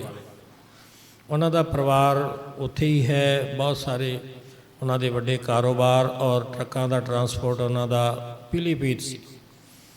ਉਹਨਾਂ ਨੇ ਆ ਕੇ ਮਹਾਂਪੁਰਖਾਂ ਦਾ ਦੀਵਾਨ ਜਦੋਂ ਉਹਨਾਂ ਬਾਬੂ ਸਿੰਘ ਬਾਬਾ ਜੀ ਦੇ ਨਾਲ ਸੁਣਿਆ ਤਾਂ ਉਹਨਾਂ ਨੇ ਫਿਰ ਉੱਥੇ ਇੱਕ ਬਚਨ ਕਿਹਾ। ਮਕਰੋਈ ਦੇ ਨੇੜੇ ਇੱਧਰ ਦੀਵਾਨ ਸੀ। ਉਹਨਾਂ ਦੀਵਾਨ ਤੋਂ ਬਾਅਦ ਬਾਬਾ ਜੀ ਨੂੰ ਕਿਹਾ, ਤੇ ਬਾਬਾ ਜੀ, ਅੱਜ ਮੈਨੂੰ ਉਹ ਆਨੰਦ ਪ੍ਰਾਪਤ ਹੋਇਆ ਹੈ ਜਿਹੜਾ ਕਦੇ ਮੈਂ ਰਾੜਾ ਸਾਹਿਬ ਵਾਲੇ ਵੱਡੇ ਮਹਾਰਾਜ ਜੀ ਦੇ ਦੀਵਾਨ ਸੁਣਦਾ ਸੀ। ਅੱਜ ਮੈਨੂੰ ਉਹ ਝਲਕਾਰਾ ਲੱਗਾ ਹੈ ਅਤੇ ਮੈਨੂੰ ਐਸਾ ਹੀ ਆਨੰਦ ਪ੍ਰਾਪਤ ਹੋਇਆ ਹੈ। ਆਪ ਜੀ ਇਹ ਸੇਵਾ ਸਾਡੇ ਇਲਾਕੇ 'ਚ ਵੀ ਦਿਓ। ਅਤੇ ਉਹਨਾਂ ਨੇ ਆਪਣੇ ਗ੍ਰਹਿ ਵਿਖੇ ਇੱਕ ਦੀਵਾਨ ਸਜਵਾਇਆ। ਉੱਥੇ ਮਹਾਂਪੁਰਖਾਂ ਨੇ ਕੀਰਤਨ ਕੀਤਾ। ਫਿਰ ਹਰ ਸਾਲ ਉਹ ਵੀ ਆਪਣੇ ਗ੍ਰਹਿ ਵਿਖੇ ਦੀਵਾਨ ਸਜਾਉਂਦੇ ਰਹੇ, ਅੰਮ੍ਰਿਤ ਛਕਾਉਂਦੇ ਰਹੇ। ਉਹਨਾਂ ਦੇ ਬਾਹਰ ਸੰਗਤਾਂ ਨੇ ਅੰਮ੍ਰਿਤ ਸੰਚਾਰ ਵੀ ਹੋਇਆ ਇੱਕ ਵਾਰ। ਫਿਰ ਇਸ ਤਰ੍ਹਾਂ ਨਾਲ ਉਹ ਬਜ਼ੁਰਗ ਹੁਣ ਅੱਜ ਕੱਲ੍ਹ ਸੰਸਾਰ ਤੋਂ ਸੱਚਖੰਡ ਬਿਆਨਾ ਕਰ ਚੁੱਕੇ ਹਨ। ਔਰ ਉਹਨਾਂ ਸੰਗਤਾਂ ਨੇ, ਉਹਨਾਂ ਸਰਦਾਰ ਬਾਬਾ ਸਾਧੂ ਸਿੰਘ ਜੀ ਨੇ ਬਹੁਤ ਸੰਗਤ ਨੂੰ ਪ੍ਰੇਰਨਾ ਕੀਤੀ। ਉਹਨਾਂ ਦੇ ਬੱਚੇ, ਉਹਨਾਂ ਨੂੰ ਵੀ ਕਿਹਾ ਵੀ ਇਸ ਪਾਸੇ ਲੱਗੋ। ਸੋ ਉਹਨਾਂ ਦੇ ਬਹੁਤ ਸਾਰੇ ਬੱਚਿਆਂ ਨੇ ਵੀ ਅੰਮ੍ਰਿਤ ਛਕਿਆ ਪਰਿਵਾਰ ਨੇ। ਸੋ ਸਾਧ ਸੰਗਤ ਜੀ ਇਹ ਜਿਹੜੇ, ਉਹਨਾਂ ਤੋਂ ਬਾਅਦ ਆਪ ਜੀ ਫਿਰ ਜਦੋਂ ਇਸ ਪਾਸੇ ਲੱਗੇ, ਆਪ ਜੀ 'ਤੇ ਵੀ ਕਿੰਨਾ ਪ੍ਰਭਾਵ ਪਿਆ ਉਹਨਾਂ ਮਹਾਂਪੁਰਖਾਂ ਦੇ ਬਚਨਾਂ ਦਾ। ਇੱਕ ਹੀ ਦੀਵਾਨ ਵਿੱਚ ਆਪ ਜੀ ਅੰਮ੍ਰਿਤ ਛਕ ਕੇ ਗੁਰੂ ਵਾਲੇ ਬਣ ਗਏ। ਅਤੇ ਫਿਰ ਇਹ ਆਪ ਜੀ ਇਤਨੀ ਸੇਵਾ, ਟਰੱਕਾਂ ਦੀ ਸੰਗਤ ਦਾ ਸਹਿਯੋਗ, ਹੋਰ ਨਾਲ ਸਹਿਯੋਗੀਆਂ ਨੂੰ ਲੈ ਕੇ ਕਰਦੇ ਰਹੇ। ਅਤੇ ਆਪ ਜੀ ਦੇ ਨਗਰ ਬਰੈਣੀ ਵਿਖੇ ਵੀ ਗੁਰਦੁਆਰਾ ਸਾਹਿਬ ਦੀਵਾਨ ਸਜਦੇ। ਉਦੋਂ ਆਪ ਜੀ ਦਾ ਘਰ ਬਰੈਣੀ ਨਗਰ ਵਿੱਚ ਹੁੰਦਾ ਸੀ। ਸੋ ਉਸ ਸਮੇਂ ਜਦੋਂ ਇੱਧਰੋਂ ਦੀ ਲੰਘ ਕੇ ਜਾਣਾ ਹਰਦਾਸਪੁਰ ਨਗਰ, ਤਾਂ ਦਾਸ ਨੇ ਬੇਨਤੀ ਕੀਤੀ ਨਾਨਕ ਮਾਤਾ ਸਾਹਿਬ ਨੂੰ ਜਾਂਦਿਆਂ ਹੋਇਆਂ, ਜਦੋਂ ਉਹ ਸੜਕ ਅੱਗੇ ਕੱਚੀ ਸੀ ਅਤੇ ਅਸੀਂ ਦੀਨ ਨਗਰ ਜਾਣਾ ਸੀ ਸਭਾਪਤੀ ਅਜੀਤ ਸਿੰਘ ਜੀ ਦੇ ਘਰ। ਉਹਨਾਂ ਨੇ ਵੀ ਦੀਵਾਨ 'ਤੇ ਆ ਕੇ ਬੇਨਤੀ ਕੀਤੀ, ਬਾਬਾ ਜੀ ਸਾਡੇ ਘਰ ਚੱਲੋ। ਜਦੋਂ ਮਹਾਂਪੁਰਖ ਉਹਨਾਂ ਦੇ ਘਰ ਗਏ ਤਾਂ ਉਹਨਾਂ ਨੇ ਇੱਕ ਬੇਨਤੀ ਕੀਤੀ, ਉਹ ਵੈਰਾਗ ਵਿੱਚ ਆ ਗਏ। ਕਹਿੰਦੇ ਹੁਣ ਤਾਂ ਮੈਂ ਇੱਕ ਆਪ ਜੀ ਨੂੰ ਬੇਨਤੀ ਕਰਨੀ ਹੈ। ਉਹਨਾਂ ਨੇ ਇੱਕ ਬੇਨਤੀ ਕੀਤੀ ਮਹਾਂਪੁਰਖਾਂ ਨੂੰ, ਕਹਿੰਦੇ ਦੇਖੋ ਬਾਬਾ ਜੀ, ਤੁਸੀਂ ਇਤਨੇ ਪਰਉਪਕਾਰ ਕਰ ਰਹੇ ਹੋ, ਇੱਕ ਪਰਉਪਕਾਰ ਹੋਰ ਕਰ ਦਿਓ। ਸਾਡੇ ਪਿੰਡ ਦੇ ਵਿੱਚ ਬੇਇਤਫਾਕੀ ਪਈ ਹੋਈ ਹੈ। ਸਾਡੇ ਪਿੰਡ ਦੇ ਵਿੱਚ ਬਹੁਤ ਸਾਰੀ ਪਾਲਟੀਬਾਜ਼ੀ ਚੱਲਦੀ ਹੈ ਅਤੇ ਗੁਰੂ ਘਰ ਨੂੰ ਲੈ ਕੇ ਚੱਲਦੀ ਹੈ। ਬਹੁਤ ਮਾੜੀ ਰੀਤੀ ਹੈ, ਕੋਈ ਤਰੀਕਾ ਕੱਢੋ। ਮੈਂ ਚਾਹੁੰਦਾ ਹਾਂ, ਕਿਉਂਕਿ ਉਹਨਾਂ ਨੇ ਵੀ ਦੀਵਾਨਾਂ ਵਿੱਚ ਆ ਕੇ ਅੰਮ੍ਰਿਤ ਛਕ ਲਿਆ ਸੀ। ਕਹਿੰਦੇ ਮੇਰੇ ਮਨ ਦੇ ਵਿੱਚ ਕੋਈ ਵੈਰ ਭਾਵਨਾ ਨਹੀਂ ਹੈ, ਅਤੇ ਪਰ ਇਹ ਝਗੜਾ ਮੇਰੇ ਗਲੋਂ ਨਹੀਂ ਲੱਥਦਾ। ਮਹਾਂਪੁਰਖਾਂ ਨੇ ਕਿਹਾ ਕੋਈ ਗੱਲ ਨਹੀਂ, ਤੁਸੀਂ ਇਸ ਤਰ੍ਹਾਂ ਕਰੋ, ਸਾਡਾ ਇੱਕ ਬਚਨ ਮੰਨੋ। ਤੁਹਾਡੇ ਜਿਹੜੇ ਵਿਰੋਧੀ ਹਨ ਉਹਨਾਂ ਨੂੰ ਜਾ ਕੇ ਬੇਨਤੀ ਕਰੋ ਕਿ ਇੱਥੇ ਤੁਹਾਨੂੰ ਬਾਬਾ ਜੀ ਸਾਡੇ ਘਰ ਆਏ ਹਨ, ਤੁਸੀਂ ਸਾਡੇ ਘਰ ਆਓ। ਉਹਨਾਂ ਦੇ ਜਿਹੜੇ ਵਿਰੋਧੀ ਸਨ, ਪਾਰਟੀ ਦੂਜੀ ਬਣੇ ਹੋਏ ਸਨ, ਭਾਵੇਂ ਉਹ ਇੱਕ ਹੀ ਨਗਰ ਦੇ ਰਿਸ਼ਤੇਦਾਰ ਵੀ ਸਨ, ਇੱਕ ਹੀ ਬਰਾਦਰੀ ਦੇ ਸਿੱਖ ਭਰਾ ਸਨ, ਅਤੇ ਉਹ ਆ ਗਏ। ਉਸੇ ਵੇਲੇ ਉਹਨਾਂ ਦਾ ਮਨ 'ਚ ਵੀ ਪ੍ਰੇਰਨਾ ਹੋਈ। ਉਹਨਾਂ ਨੇ ਮਹਾਂਪੁਰਖਾਂ ਦੇ ਦਰਸ਼ਨ ਕੀਤੇ, ਫਤਿਹ ਬੁਲਾਈ, ਮਿਲੇ, ਬੈਠੇ। ਅਤੇ ਇਹ ਤਾਂ ਅਜੇ ਚੁੱਪ ਰਹੇ ਤਾਂ ਉਹਨਾਂ ਨੇ ਇੱਕ ਬੇਨਤੀ ਕਰ ਦਿੱਤੀ। ਕਹਿੰਦੇ ਬਾਬਾ ਜੀ ਦੇਖੋ, ਆਪ ਜੀ ਨੇ ਨਗਰਾਂ ਦੇ ਨਗਰ ਅੰਮ੍ਰਿਤਧਾਰੀ ਕਰ ਦਿੱਤੇ, ਸਾਡੇ ਨਗਰ ਦੇ ਵਿੱਚ ਬੜੀ ਬੇਇਤਫਾਕੀ ਹੈ, ਸਾਡਾ ਵੀ ਭਲਾ ਕਰ ਜਾਓ। ਅਤੇ ਮਹਾਂਪੁਰਖਾਂ ਨੇ ਕਿਹਾ ਦੇਖੋ ਤੁਸੀਂ ਦੋਵੇਂ ਮੁਖੀ ਬੈਠੇ ਹੋ, ਤੁਸੀਂ ਐਂ ਕਰੋ ਰਲ ਕੇ ਆਪਣੇ ਪਿੰਡ ਵਿੱਚ ਗੁਰਮਤਿ ਸਮਾਗਮ ਕਰਵਾਓ, ਗੁਰਦੁਆਰੇ ਸੰਗਤ ਇਕੱਠੀ ਕਰੋ, ਕੀਰਤਨ ਕਰਾਂਗੇ, ਅੰਮ੍ਰਿਤ ਸੰਚਾਰ ਕਰਾਂਗੇ ਅਤੇ ਮਿਲ ਕੇ ਬੈਠਿਆ ਕਰੋ। ਏਕ ਪਿਤਾ ਏਕ ਸਕੇ ਹੰਬਾਰਕ ਤੂੰ ਮੇਰਾ ਗੁਰਹਾਈ।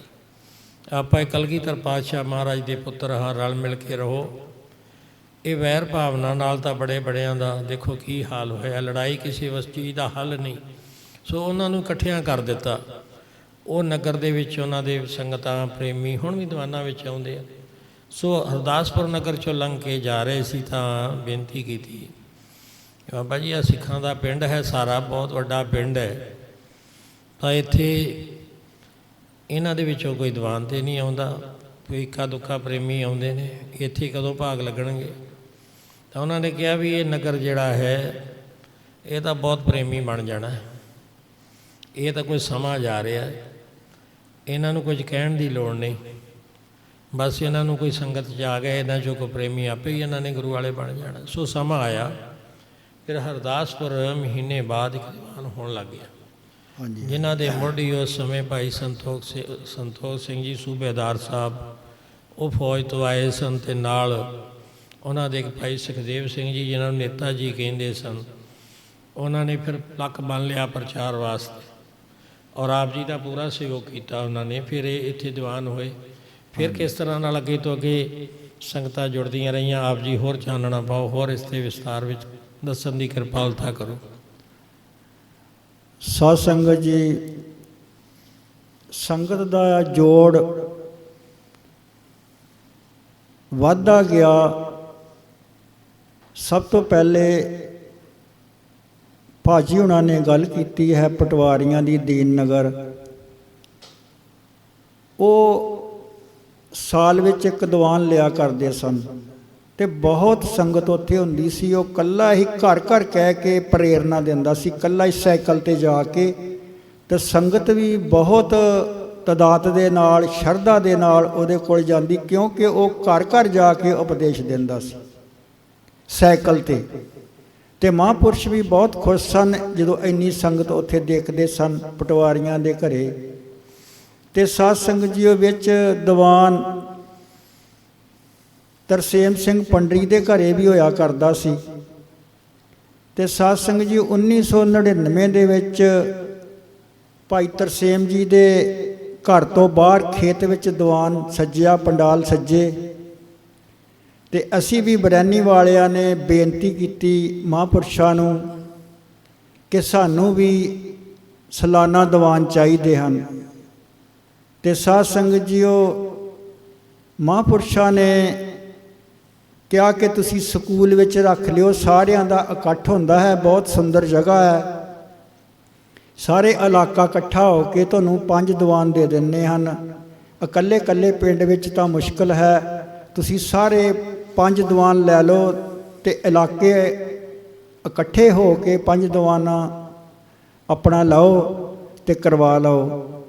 ਸਾਧ ਸੰਗਤ ਜੀਓ, ਅਸੀਂ ਬੇਨਤੀ ਕੀਤੀ ਤੇ ਮਹਾਂਪੁਰਸ਼ਾਂ ਨੇ ਇਹ ਵੀ ਕਿਹਾ ਕਿ ਤੁਸੀਂ ਅਗਰਾਈ ਨਹੀਂ ਕਰਨੀ, ਸਾਨੂੰ ਕੋਈ ਚੰਦੇ ਦੀ ਜ਼ਰੂਰਤ ਨਹੀਂ, ਅਗਰਾਈ ਨਹੀਂ ਕਰਨੀ।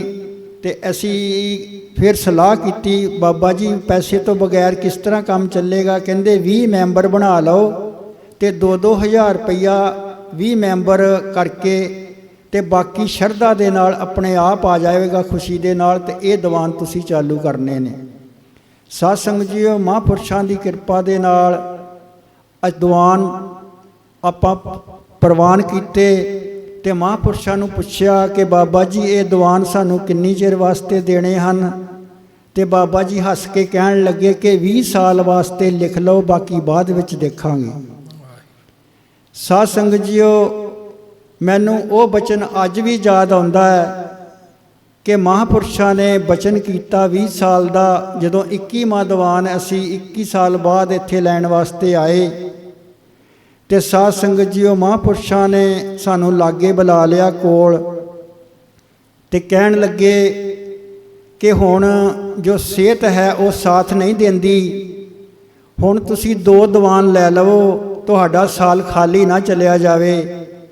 ਤੇ ਸਾਧ ਸੰਗਤ ਜੀ ਉਸ ਟਾਈਮ 2 ਦੀਵਾਨ ਦਿੱਤੇ ਤੇ ਕਹਿਣ ਲੱਗੇ ਅਗਲੇ ਸਾਲ ਤੋਂ ਬਾਬਾ ਭਾਈ ਸਤਨਾਮ ਸਿੰਘ ਜੀ ਤੁਹਾਡੇ ਦੀਵਾਨਾਂ ਦੀ ਸੇਵਾ ਨਿਭਾਉਣਗੇ, ਕੁਝ ਸਮਾਂ ਉੱਥੇ ਰਹਿਣਗੇ ਕੈਨੇਡਾ ਵਿੱਚ ਤੇ ਕੁਝ ਸਮਾਂ ਇੰਡੀਆ ਵਿੱਚ ਰਹਿਣਗੇ, ਤੇ ਰਲ ਮਿਲ ਕੇ ਤੁਸੀਂ ਇਹ ਦੀਵਾਨ ਕਰਨੇ ਹਨ।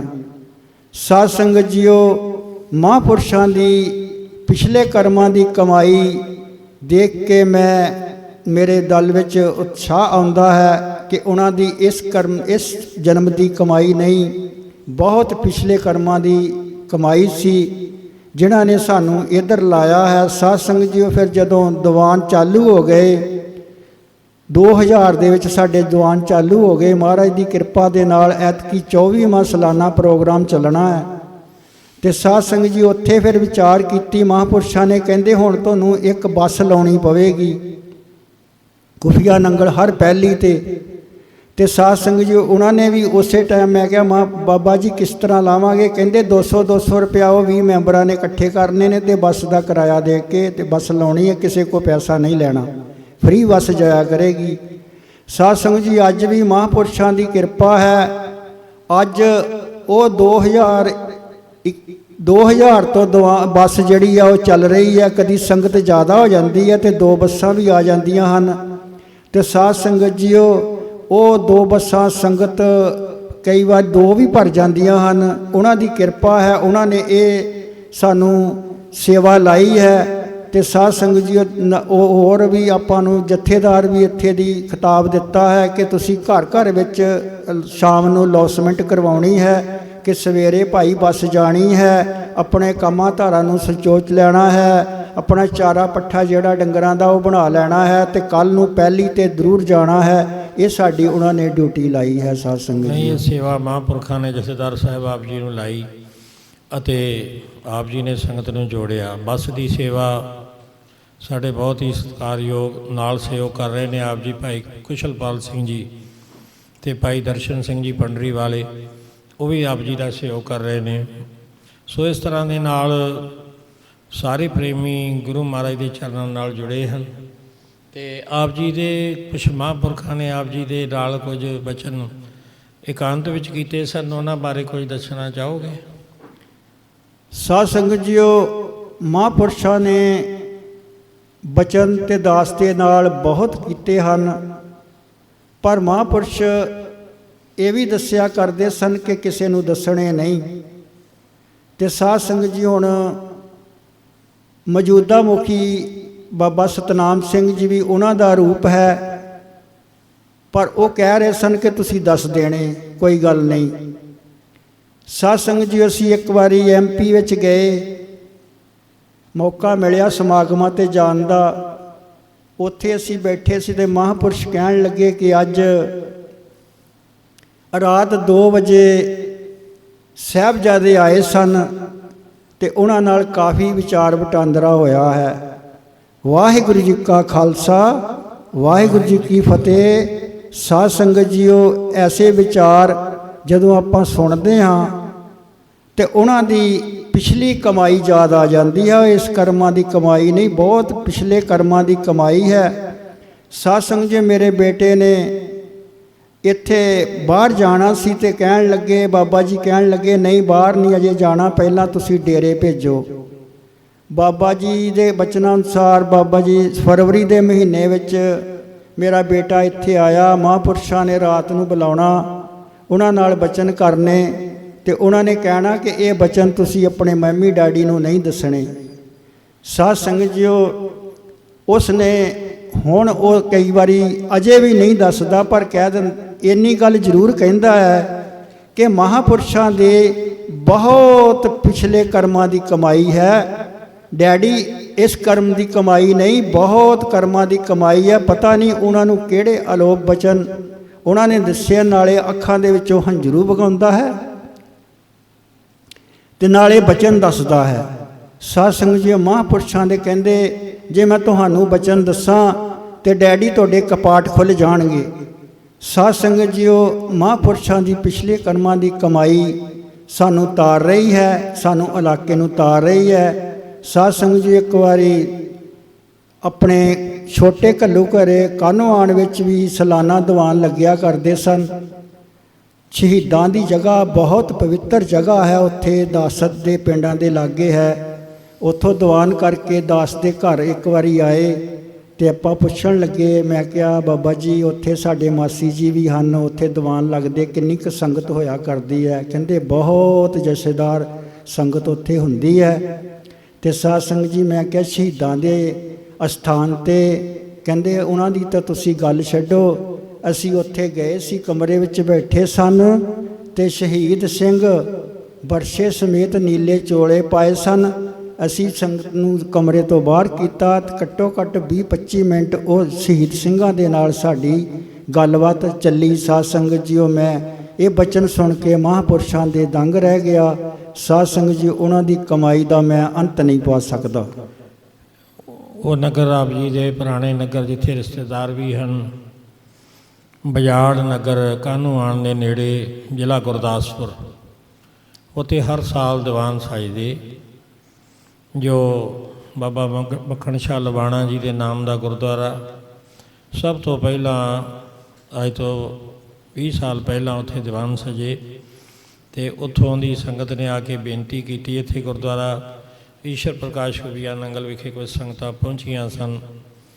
ਇਹ ਹਰ ਸਾਲ ਫਿਰ ਮਹਾਂਪੁਰਖਾਂ ਤੋਂ ਉਹਨਾਂ ਨੇ ਦੀਵਾਨ ਲੈ ਕੇ, ਅਤੇ ਜਦੋਂ ਉਹਨਾਂ ਦੇਖਿਆ ਵੀ 1-2 ਦੀਵਾਨਾਂ ਦੇ ਵਿੱਚ ਉਹ ਹਾਲ ਭਰ ਗਿਆ ਸਾਰਾ, ਪਹਿਲੇ ਦੀਵਾਨ 'ਤੇ ਹੀ ਸੰਗਤ ਬੈਠ ਨਹੀਂ ਸੀ ਸਕਦੀ, ਇਤਨੀ ਸੰਗਤ ਆਉਂਦੀ।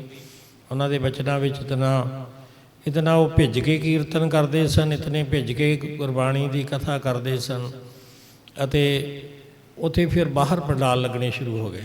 ਉੱਥੋਂ ਦੇ ਮੁੱਖ ਸੇਵਾਦਾਰ ਹਨ, ਜਿਨ੍ਹਾਂ ਵਿੱਚ ਭਾਈ ਮਨੋਹਰ ਸਿੰਘ ਜੀ ਕਲਸੀ ਵੀ ਬਹੁਤ ਵੱਡੀ ਸੇਵਾ ਨਿਭਾ ਰਹੇ ਨੇ, ਸਰਦਾਰ ਭਾਈ ਪਿਆਰਾ ਸਿੰਘ ਜੀ ਹਨ, ਉਹਨਾਂ ਦੇ ਨਾਲ ਹੋਰ ਬਹੁਤ ਸਾਰੇ ਸਹਿਯੋਗੀ ਨੇ। ਭਾਈ ਗੁਰਦੀਪ ਸਿੰਘ ਜੀ ਸਨ, ਉਹ ਵੀ ਗੁਰਪ੍ਰਵਾਸੀ, ਉਹਨਾਂ ਦਾ ਪਰਿਵਾਰ, ਉਹਨਾਂ ਦੇ ਸਪੁੱਤਰ, ਅਤੇ ਇਸ ਤਰ੍ਹਾਂ ਹੋਰ ਬਹੁਤ ਸਾਰੇ ਪ੍ਰੇਮੀ ਨੇ ਜਿਹੜੇ ਉਹਨਾਂ ਇਲਾਕਿਆਂ ਦੇ ਵਿੱਚ ਗੁਰਮਤਿ ਪ੍ਰਚਾਰ ਵਾਸਤੇ ਬਹੁਤ ਉਤਸ਼ਾਹ ਨਾਲ ਸੇਵਾ ਕਰਦੇ। ਹੌਲੀ ਹੌਲੀ ਜਦੋਂ ਆਪ ਜੀ ਘੱਲੂਘਾਰਾ ਸਾਹਿਬ ਦੀ ਗੱਲ ਕਰ ਰਹੇ ਹੋ, ਠੀਕ ਹੈ, ਮਹਾਂਪੁਰਖ ਇੱਕ ਬਚਨ ਹੋਰ ਕਰਿਆ ਕਰਦੇ ਸਨ। ਜਦੋਂ ਕੋਈ ਭੇਦ ਦੀ ਗੱਲ ਕਿਸੇ ਵੀ ਸਤਸੰਗੀ ਨਾਲ, ਗੁਰਮੁਖ ਪਿਆਰੇ ਨਾਲ ਕਰਦੇ ਜਾਂ ਦਾਸ ਨਾਲ ਕਰਦੇ ਤਾਂ ਇੱਕ ਪਾਬੰਦੀ ਲਾ ਦਿੰਦੇ। ਉਹ ਕਹਿੰਦੇ ਵੀ ਵਾਅਦਾ ਕਰੋ, ਆਹ ਜਿਹੜਾ ਬਚਨ ਤੁਸੀਂ ਮੇਰੇ ਤੋਂ ਸੁਣੋਗੇ ਇਹ ਕਿਸੇ ਨਾਲ ਉਹਨਾਂ ਚਿਰ ਨਹੀਂ ਸਾਂਝਾ ਕਰੋਗੇ ਜਿੰਨਾ ਚਿਰ ਮੇਰਾ ਸਰੀਰ ਹੈ। ਜੇ ਅਸੀਂ ਬੇਨਤੀ ਕਰਨੀ ਕਿ ਇਹ ਦਿਨ ਅਸੀਂ ਵੇਖਣਾ ਨਹੀਂ ਚਾਹੁੰਦੇ, ਕਿਉਂਕਿ ਇਹ ਸਾਡਾ ਇਤਨਾ ਪ੍ਰੇਮ ਹੈ ਅਤੇ ਅਸੀਂ ਕੋਈ ਭੇਦ ਦੀ ਗੱਲ ਦੱਸਾਂਗੇ ਨਹੀਂ, ਪਰ ਕੀਪਤਾ ਬਾਬਾ ਜੀ ਅਸੀਂ ਪਹਿਲਾਂ ਚਲੇ ਜਾਈਏ, ਬਾਅਦ ਵਿੱਚ ਮਹਾਂਪੁਰਖਾਂ ਦੇ ਪਿਆਰ ਵਾਲਿਆਂ ਦਾ ਰਹਿਣਾ ਬੜਾ ਮੁਸ਼ਕਲ ਹੋ ਜਾਂਦਾ। ਜਿਸ ਪਾ ਪਿਆਰੇ ਸਿਉਨੇ ਹੋਂ ਤਿਸ ਆਗੇ ਮਰ ਚੱਲੀ ਹੈ, ਤ੍ਰਿਗ ਜੀਵਨ ਸੰਸਾਰ ਤਾਕੇ ਪਾਸ਼ਾ ਜੀਵਣਾ। ਪਰ ਉਹ ਪਾਬੰਦੀ ਲਾ ਦਿਆ ਕਰਦੇ ਸਨ। ਫਿਰ ਸਹਾਰਾ ਮਿਲ ਜਾਂਦਾ ਹੈ ਉਹਨਾਂ ਦੇ ਬਚਨਾਂ ਦਾ ਕਿ ਉਹਨਾਂ ਨੇ ਆਪਣਾ ਹੀ ਰੂਪ ਆਪਣੇ ਸਪੁੱਤਰ ਬਾਬਾ ਸਤਨਾਮ ਸਿੰਘ ਜੀ ਨੂੰ ਸੇਵਾ ਵਿੱਚ, ਭਾਵੇਂ ਉਹ ਕੈਨੇਡਾ ਸੈਟਲ ਸਨ ਅਤੇ ਇੱਥੇ ਵਾਸਤੇ ਭੇਜਿਆ, ਉਹ ਸੇਵਾ ਨਿਭਾ ਰਹੇ ਹਨ, ਤਾਂ ਨਾਲ ਉਹਨਾਂ ਨੇ ਵੀ ਬਚਨ ਕਰਨਾ ਵੀ ਇਹਦੇ ਵਿੱਚ ਸਾਰਿਆਂ ਨੇ ਰਲ ਮਿਲ ਕੇ ਸਹਿਯੋਗ ਕਰਨਾ। ਸੋ ਆਪ ਜੀ ਦੇ ਨਾਲ ਵੀ ਇਹ ਜੋ ਗੁਪਤ ਬਚਨ ਕਹੇ ਹਨ, ਕਿਉਂਕਿ ਉਹ ਪੁਗੀਆਂ ਹੋਈਆਂ ਆਤਮਾਵਾਂ ਦਰਗਾਹ ਤੋਂ ਭੇਜੇ ਹੋਏ ਆਉਂਦੇ ਹਨ। ਸਾਧ ਪਠਾਏ ਆਪ ਹਰ ਹਮ ਤੁਮ ਤੇ ਨਾਹੀਂ ਦੂਰ, ਨਾਨਕ ਭਰਮ ਪਉ ਮਿਟ ਗਏ ਰਮਣ ਰਾਮ ਭਰਪੂਰ। ਉਹਨਾਂ ਦੇ ਨਾਲ ਅੰਗ ਸੰਗ ਵਾਹਿਗੁਰੂ ਜੀ, ਸ਼ਹੀਦ ਸਿੰਘ, ਇਹ ਐਸੀਆਂ ਘਟਨਾਵਾਂ ਅਕਸਰ ਵਰਦੀਆਂ ਰਹਿੰਦੀਆਂ ਅਤੇ ਉਹ ਤਰਕਾਲਦਰਸ਼ੀ ਮਹਾਂਪੁਰਸ਼, ਭੂਤ ਭਵਿੱਖ ਵਰਤਮਾਨ ਦਾ ਸਾਰੇ ਜਾਣਨ ਵਾਲੇ ਐਸੇ ਗੁੱਝੇ ਰਹਿਣਾ ਚਾਹੁੰਦੇ ਸਨ ਕਿ ਸਾਨੂੰ ਕੋਈ ਪ੍ਰਗਟ ਨਾ ਕਰੇ, ਪਰ ਹਰ ਕਾ ਭਗਤ ਪ੍ਰਗਟ ਨਹੀਂ ਛਪੈ। ਉਹ ਜਦੋਂ ਥੋੜ੍ਹੀ ਆਯੂ ਦੇ ਵਿੱਚ ਹੀ ਉਹਨਾਂ ਨੇ ਕੀਰਤਨ ਆਰੰਭ ਕਰ ਦਿੱਤਾ, ਔਰ ਐਸਾ ਕੀਰਤਨ ਕਰਦੇ ਸਨ ਵੀ ਸਾਰੇ ਸੁਣਨ ਵਾਲੇ ਹੈਰਾਨ ਰਹਿ ਜਾਂਦੇ ਸਨ। ਕੋਈ ਚੂੰ ਤੱਕ ਨਹੀਂ ਕਰਦਾ ਸੀ ਉਹਨਾਂ ਦੇ ਦੀਵਾਨਾਂ ਵਿੱਚ। ਇਤਨੀ ਸ਼ਾਂਤੀ ਅਤੇ ਪਿਆਰ ਨਾਲ ਉਹਨਾਂ ਨੇ ਸੰਗਤ ਨੇ ਸਰਵਣ ਕਰਨਾ, ਚਾਹੇ ਮੀਂਹ ਹੈ, ਚਾਹੇ ਗਰਮੀ ਹੈ, ਚਾਹੇ ਕਿਵੇਂ ਦਾ ਵੀ ਰਸਤਾ ਹੈ, ਸੰਗਤਾਂ ਲੰਘ ਕੇ ਪਹੁੰਚ ਜਾਇਆ ਕਰਦੀਆਂ ਸਨ। ਉਹਨਾਂ ਦੇ ਵਿੱਚੋਂ ਜਿਹੜੀ ਨਾਮ ਦੀ ਸੁਗੰਧੀ ਸੀ, ਜੇ ਕਿਤੇ ਇੱਧਰ ਨਗਰਾਂ ਵਿੱਚ ਜਦੋਂ ਇਹ ਸਥਾਨ ਨਹੀਂ ਸੀ ਬਣਿਆ ਤਾਂ ਅਸੀਂ ਬੈਠ ਜਾਣਾ ਬਾਬਾ ਜੀ ਦੇ ਕੋਲ। ਅਕਸਰ ਉਹਦੇ ਬਾਬਾ ਮਹਾਂਪੁਰਖਾਂ ਦੇ ਨਾਲ ਇੱਕ ਦੋ ਸਿੰਘੀ ਦਾਸ ਨਾਲ ਲੈ ਜਾਣਾ ਮੋਟਰਸਾਈਕਲ 'ਤੇ, ਤਾਂ ਉੱਥੇ ਬੈਠ ਜਾਣਾ ਤਾਂ 10-10, 20-20, 50-50, 100-100 ਸਿੰਘ, ਜਿਹੜੇ ਸਿੰਘ ਨੇ ਕਿਸੇ ਪ੍ਰੇਮੀ ਨੇ, ਕਿਸੇ ਸੰਗਤ 'ਚੋਂ ਸਿੱਖ ਭਾਈ ਨੇ ਲੰਘਣਾ, ਉਹਨਾਂ ਨੇ ਉੱਥੇ ਹੀ ਬੈਠਦੇ ਜਾਣਾ, ਭਾਵੇਂ ਮਹਾਂਪੁਰਖਾਂ ਨੂੰ ਉਹ ਮਿਲੇ ਜਾਂ ਨਹੀਂ। ਉਹਨਾਂ ਦਾ ਐਸੀ ਕਸ਼ਿਸ਼ ਸੀ। ਅਤੇ ਆਪ ਜੀ ਨੇ ਵੀ ਦੇਖਿਆ, ਆਪ ਜੀ ਦੇ ਘਰ ਤਾਂ ਜਥੇ ਦਾ ਨਿਵਾਸ ਰਹਿੰਦਾ, ਮਹਾਂਪੁਰਖ ਰਹਿੰਦੇ ਰਹੇ, ਆਪਾਂ ਕਦੇ ਸੁੱਤੇ ਨਹੀਂ ਦੇਖੇ। ਆਪ ਜੀ ਸੇਵਾ ਕਰਦੇ ਹੋ, ਜਥੇ ਦੀ ਰਹਿੰਦੇ। ਸੋ ਉਹਨਾਂ ਦਾ ਤਾਂ ਹਰ ਵੇਲੇ ਹੀ ਐਸਾ ਹੈ ਕਿ ਪਤਾ ਨਹੀਂ ਕਿਹੜੇ ਵੇਲੇ ਉਹਨਾਂ ਨੇ ਆਰਾਮ ਕਰਨਾ ਹੈ। ਕੋਈ ਪ੍ਰੇਮੀ ਕਿਸੇ ਵੇਲੇ ਵੀ ਆ ਜਾਏ, ਕਦੀ ਦਰਵਾਜ਼ਾ ਬੰਦ ਨਹੀਂ ਉਹਨਾਂ ਦਾ।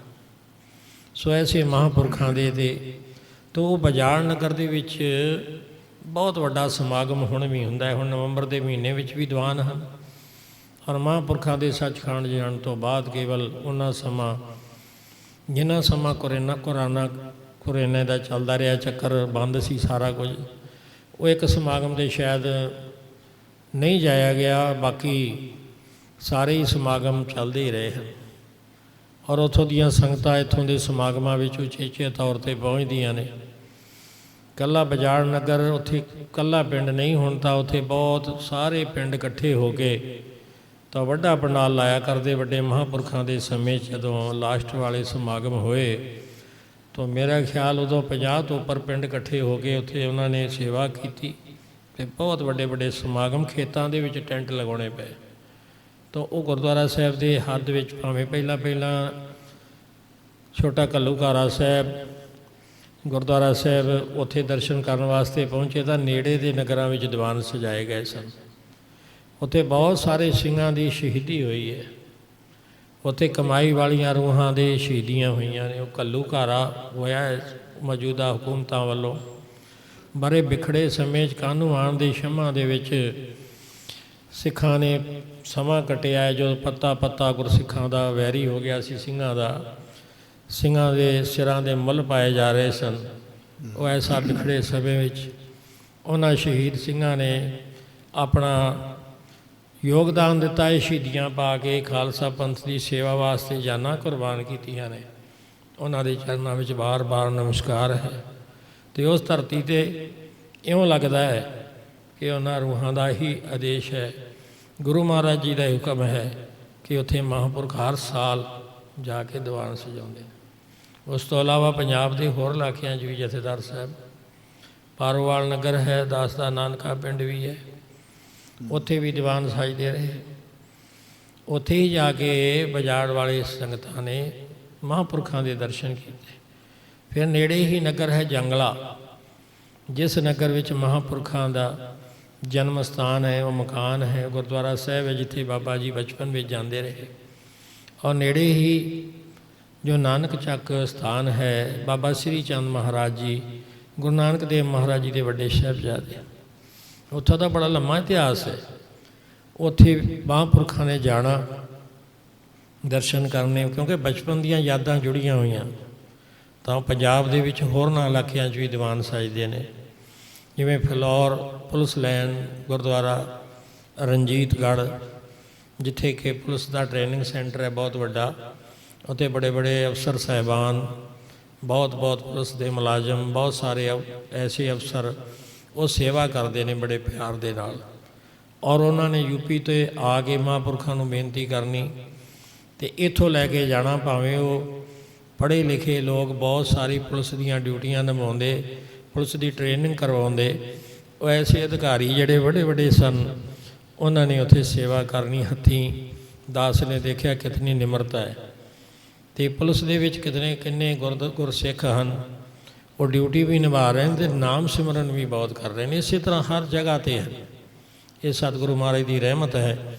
ਇਸੇ ਤਰ੍ਹਾਂ ਨਾਲ ਫਿਰ ਲੁਧਿਆਣੇ ਔਰ ਨੇੜੇ ਦੇ ਪਿੰਡਾਂ ਵਿੱਚ, ਜਿਵੇਂ ਕਿ ਮੁੱਲਾਂਪੁਰ ਦੇ ਨੇੜੇ ਹੈ ਸਵੱਦੀ ਕਲਾਂ, ਉੱਥੇ ਵੀ ਸਮਾਗਮ ਹੁੰਦੇ ਨੇ ਹਰ ਸਾਲ ਲਗਭਗ। ਉੱਥੇ ਦੀਵਾਨ ਹੁੰਦੇ ਨੇ, ਜਦੋਂ ਸਮਾਂ ਹੋਏ ਤਾਂ ਜ਼ਿਆਦਾ, ਤਾਂ ਨਹੀਂ ਤਾਂ ਇੱਕ ਦੋ ਦੀਵਾਨ ਤਾਂ ਉਹਨਾਂ ਇਲਾਕਿਆਂ ਵਿੱਚ ਸਮਾਗਮ ਪ੍ਰੇਮ ਕਰਕੇ ਸੰਗਤ ਲੈ ਜਾਂਦੀ ਹੈ। ਫਿਰ ਉੱਧਰ ਨੇੜੇ ਹੀ ਜਗਰਾਓਂ, ਉਹਨਾਂ ਦੇ ਇਲਾਕਿਆਂ, ਉਸ ਇਲਾਕੇ ਵਿੱਚ ਵੀ ਘਰਾਂ ਦੇ ਵਿੱਚ ਮਹਾਂਪੁਰਖਾਂ ਨੂੰ ਚਰਨ ਪਾਉਣ ਵਾਸਤੇ ਲੈ ਕੇ ਗਏ। ਸੋ ਬਹੁਤ ਸਾਰਾ ਏਰੀਆ ਹੈ ਜਿੱਥੇ ਮਹਾਂਪੁਰਖ ਜਾਂਦੇ ਨੇ, ਬੜੇ ਲੰਮੇ ਸਮੇਂ ਦੀ ਮੰਗ ਕਰਦਾ ਹੈ। ਸੋ ਆਓ, ਹੋਰ ਕੋਈ ਬਚਨ ਆਪ ਜੀ ਕਰਨਾ ਚਾਹੋ ਆਪਣੇ ਪਰਿਵਾਰ ਸੰਬੰਧੀ ਜਾਂ ਕਿਸੇ ਹੋਰ ਕਿਵੇਂ ਪ੍ਰਚਾਰ ਸੰਬੰਧੀ ਕੋਈ ਗੱਲ ਕਰਨੀ ਚਾਹੁੰਦੇ ਹੋ ਤਾਂ ਕਰ ਸਕਦੇ ਹੋ। ਸਾਧ ਸੰਗਤ ਜੀ, ਮੈਂ ਤਾਂ ਇਹੋ ਹੀ ਹੁਣ ਆਖਰੀ ਵਿਚਾਰ ਰੱਖਾਂਗਾ ਕਿ ਬਾਬਾ ਸਤਨਾਮ ਸਿੰਘ ਜੀ ਮੁਖੀ ਡੇਰਾ ਖੁਫੀਆ ਨੰਗਲ ਬਿਲਾਸਪੁਰ, ਜਿਨ੍ਹਾਂ ਦੀ ਡਿਊਟੀ ਮਹਾਂਪੁਰਸ਼ ਆਪ ਲਾ ਕੇ ਗਏ ਹਨ, ਉਹ ਉਹਨਾਂ ਦਾ ਹੀ ਰੂਪ ਹੈ। ਅਤੇ ਸਾਧ ਸੰਗਤ ਜੀ, ਸਾਨੂੰ ਚਾਹੀਦਾ ਹੈ ਸਾਰੀ ਸੰਗਤ ਨੂੰ ਕਿਸ ਡੇਰੇ ਨਾਲ ਜਿਸ ਤਰ੍ਹਾਂ ਪਹਿਲਾਂ ਜੁੜੇ ਹਾਂ ਉਸ ਤੋਂ ਵੀ ਵੱਧ ਜੁੜ ਕੇ ਪੂਰਾ ਸਾਥ ਨਿਭਾ ਕੇ ਬਾਬਾ ਸਤਨਾਮ ਸਿੰਘ ਜੀ ਦੇ ਨਾਲ ਮੋਢੇ ਨਾਲ ਮੋਢਾ ਲਾ ਕੇ ਅੱਗੇ ਤੋਂ ਵੀ ਆਪਾਂ ਰੌਣਕਾਂ ਵਧਾ ਕੇ ਉਹਨਾਂ ਦਾ ਰੂਪ ਹੁਣ ਸੇਵਾ ਦੇ ਰੂਪ ਵਿੱਚ ਚੱਲਿਆ ਹੈ। ਆਪਾਂ ਜੇਕਰ ਮਹਾਂਪੁਰਸ਼ਾਂ ਨੂੰ ਯਾਦ ਕਰੀਏ ਤੇ ਸਮਝ ਲਓ ਕਿ ਇਹ ਆਪਾਂ ਬਾਬਾ ਸਤਨਾਮ ਸਿੰਘ ਜੀ ਯਾਦ ਕਰ ਰਹੇ ਹਨ, ਉਹ ਉੱਥੇ ਪਹੁੰਚ ਰਹੇ ਹਨ। ਅਤੇ ਸਾਧ ਸੰਗਤ ਜੀਓ, ਆਪਾਂ ਵੱਧ ਤੋਂ ਵੱਧ ਸੰਯੋਗ ਦੇ ਕੇ ਬਾਬਾ ਜੀ ਦੇ ਨਾਲ ਹਰ ਪਹਿਲੀ 'ਤੇ ਸੰਗਤ ਦੀ ਰੌਣਕ ਵਧਾ ਕੇ, ਹੋਰ ਲੰਗਰਾਂ ਵਿੱਚ ਸੇਵਾ ਕਰਕੇ, ਹੋਰ ਵੀ ਇਮਾਰਤਾਂ ਦੀ ਸੇਵਾ ਹੈ ਜੋ ਚੱਲ ਰਹੀ ਹੈ, ਉਹ ਕਾਫੀ ਰੁਕੀ ਹੋਈ ਹੈ, ਉਹਦੇ ਵਿੱਚ ਵੀ ਆਪਾਂ ਸੰਯੋਗ ਦੇ ਕੇ ਅਤੇ ਸਾਧ ਸੰਗਤ ਜੀ ਬਾਬਾ ਸਤਨਾਮ ਸਿੰਘ ਜੀ ਦੇ ਨਾਲ ਸਾਂਝੇ ਕਰੀਏ। ਵਾਹਿਗੁਰੂ ਜੀ ਕਾ ਖਾਲਸਾ, ਵਾਹਿਗੁਰੂ ਜੀ ਕੀ ਬਹੁਤ ਬਹੁਤ ਫਤਿਹ। ਧੰਨਵਾਦ ਆਪ ਜੀ ਦਾ। ਇਹ ਸੰਸਥਾ ਦੇ ਮੁਖੀ ਮਹਾਂਪੁਰਖਾਂ ਦੇ ਸਪੁੱਤਰ ਸੰਤ ਬਾਬਾ ਸਤਨਾਮ ਸਿੰਘ ਜੀ, ਜੋ ਸਾਧ ਸੰਗਤ ਜੀ ਸਾਰੀ ਸੰਸਥਾ ਹੈ। ਇੱਕ ਡੇਰਾ ਸ਼ਬਦ ਜੋ ਹੈ ਉਹ ਆਮ ਲੋਕਾਂ ਦੇ ਰਸਨਾਂ 'ਤੇ ਚੜ੍ਹਿਆ ਹੁੰਦਾ ਹੈ। ਬਾਕੀ ਗੁਰਦੁਆਰਾ ਸਾਹਿਬ ਈਸ਼ਰ ਪ੍ਰਕਾਸ਼ ਕਵੀਆ ਨੰਗਲ ਸੰਸਥਾ ਗੁਰਮਤਿ ਰੂਹਾਨੀ ਮਿਸ਼ਨ, ਜਿਸ ਨੇ ਸਾਧ ਸੰਗਤ ਜੀ ਉਹਨਾਂ ਮਹਾਂਪੁਰਖਾਂ ਦੀ ਪ੍ਰੇਰਨਾ ਸਦਕਾ ਸੰਗਤਾਂ ਨੇ ਆਪ ਹੀ, ਕਿਉਂਕਿ ਇਸ ਸਥਾਨ ਤੋਂ ਕਦੀ ਕੋਈ ਅਪੀਲ ਨਹੀਂ ਕੀਤੀ ਜਾਂਦੀ, ਆਪੇ ਹੀ ਸੰਗਤਾਂ ਸੇਵਾ ਕਰਦੀਆਂ ਹਨ। ਅਤੇ ਅਗਰਾਈ ਜਦੋਂ ਲੈਂਟਰ ਪੈਂਦਾ ਸੀ ਉਦੋਂ ਕੁਝ ਸਮਾਂ ਸੰਗਤ ਨੇ, ਜੋ ਵੀ ਸੰਗਤ ਲੈ ਕੇ ਆਉਂਦੀ ਹੈ ਜਾਂ ਟੈਲੀਫੋਨ ਕਰਦੀ ਹੈ, ਉਹਨਾਂ ਦੇ ਕੋਲੋਂ ਉਸ ਸਮੇਂ ਕੁਛ ਅਨਾਜ ਆਇਆ, ਜਾਂ ਫਿਰ ਚਾਰ ਸਾਹਿਬਜ਼ਾਦੇ ਗੁਰਦੁਆਰਾ ਸਾਹਿਬ ਮਹਿਗਲਗੰਜ ਦੇ ਨੇੜੇ ਉੱਥੇ ਬਣ ਰਿਹਾ, ਸੇਵਾ ਚੱਲ ਰਹੀ ਹੈ। ਬਾਕੀ ਸੇਵਾ ਸੰਗਤਾਂ ਆਪ ਹੀ ਕਰਦੀਆਂ ਹਨ। ਮੱਧ ਪ੍ਰਦੇਸ਼ ਬਹੁਤ ਵੱਡਾ ਸਥਾਨ ਹੈ, ਪਰ ਮਹਾਂਪੁਰਖਾਂ ਨੇ ਕਿਹਾ ਵੀ ਅਸੀਂ ਡੇਰੇ ਗੁਰਦੁਆਰੇ ਕਾਰ ਸੇਵਾ ਵਾਲੇ ਮਹਾਂਪੁਰਖ ਬਣਾਉਣਗੇ, ਅਤੇ ਡੇਰੇ ਸ਼ਬਦ ਤੋਂ ਰੋਕਿਆ ਕਰਦੇ ਸਨ, ਕਿਉਂਕਿ ਡੇਰੇ ਸ਼ਬਦ ਬਹੁਤ ਸਾਰੀ ਮਨਮਤ ਵਾਲਿਆਂ ਨਾਲ ਵੀ ਜੁੜੇ ਨੇ। ਗੁਰਦੁਆਰਾ ਸਾਹਿਬ ਹੈ, ਗੁਰੂ ਘਰ ਹੈ। ਗੁਰੂ ਨਾਨਕ ਦੇਵ ਮਹਾਰਾਜ ਦੇ ਸਮੇਂ ਧਰਮਸ਼ਾਲਾ, ਇਹ ਗੁਰਦੁਆਰਾ ਸਾਹਿਬ ਜਿੱਥੇ ਗੁਰੂ ਗ੍ਰੰਥ ਸਾਹਿਬ ਮਹਾਰਾਜ ਦਾ ਪ੍ਰਕਾਸ਼ ਹੈ, ਗੁਰੂ ਕਾ ਲੰਗਰ ਚੱਲ ਰਿਹਾ, ਨਿਸ਼ਾਨ ਸਾਹਿਬ ਚੱਲ ਰਹੇ ਨੇ, ਗੁਰਬਾਣੀ ਦਾ ਕਥਾ ਕੀਰਤਨ ਹੁੰਦਾ ਹੈ, ਅਤੇ ਬਹੁਤ ਗੁਰੂ ਮਹਾਰਾਜ ਦੀ ਕਿਰਪਾ ਹੈ। ਆਪ ਜੀ ਦਾ ਬਹੁਤ ਬਹੁਤ ਧੰਨਵਾਦ ਜੋ ਆਪ ਜੀ ਨੇ ਸਮਾਂ ਦਿੱਤਾ। ਵਾਹਿਗੁਰੂ ਜੀ ਕਾ ਖਾਲਸਾ, ਵਾਹਿਗੁਰੂ ਜੀ ਕੀ ਫਤਿਹ।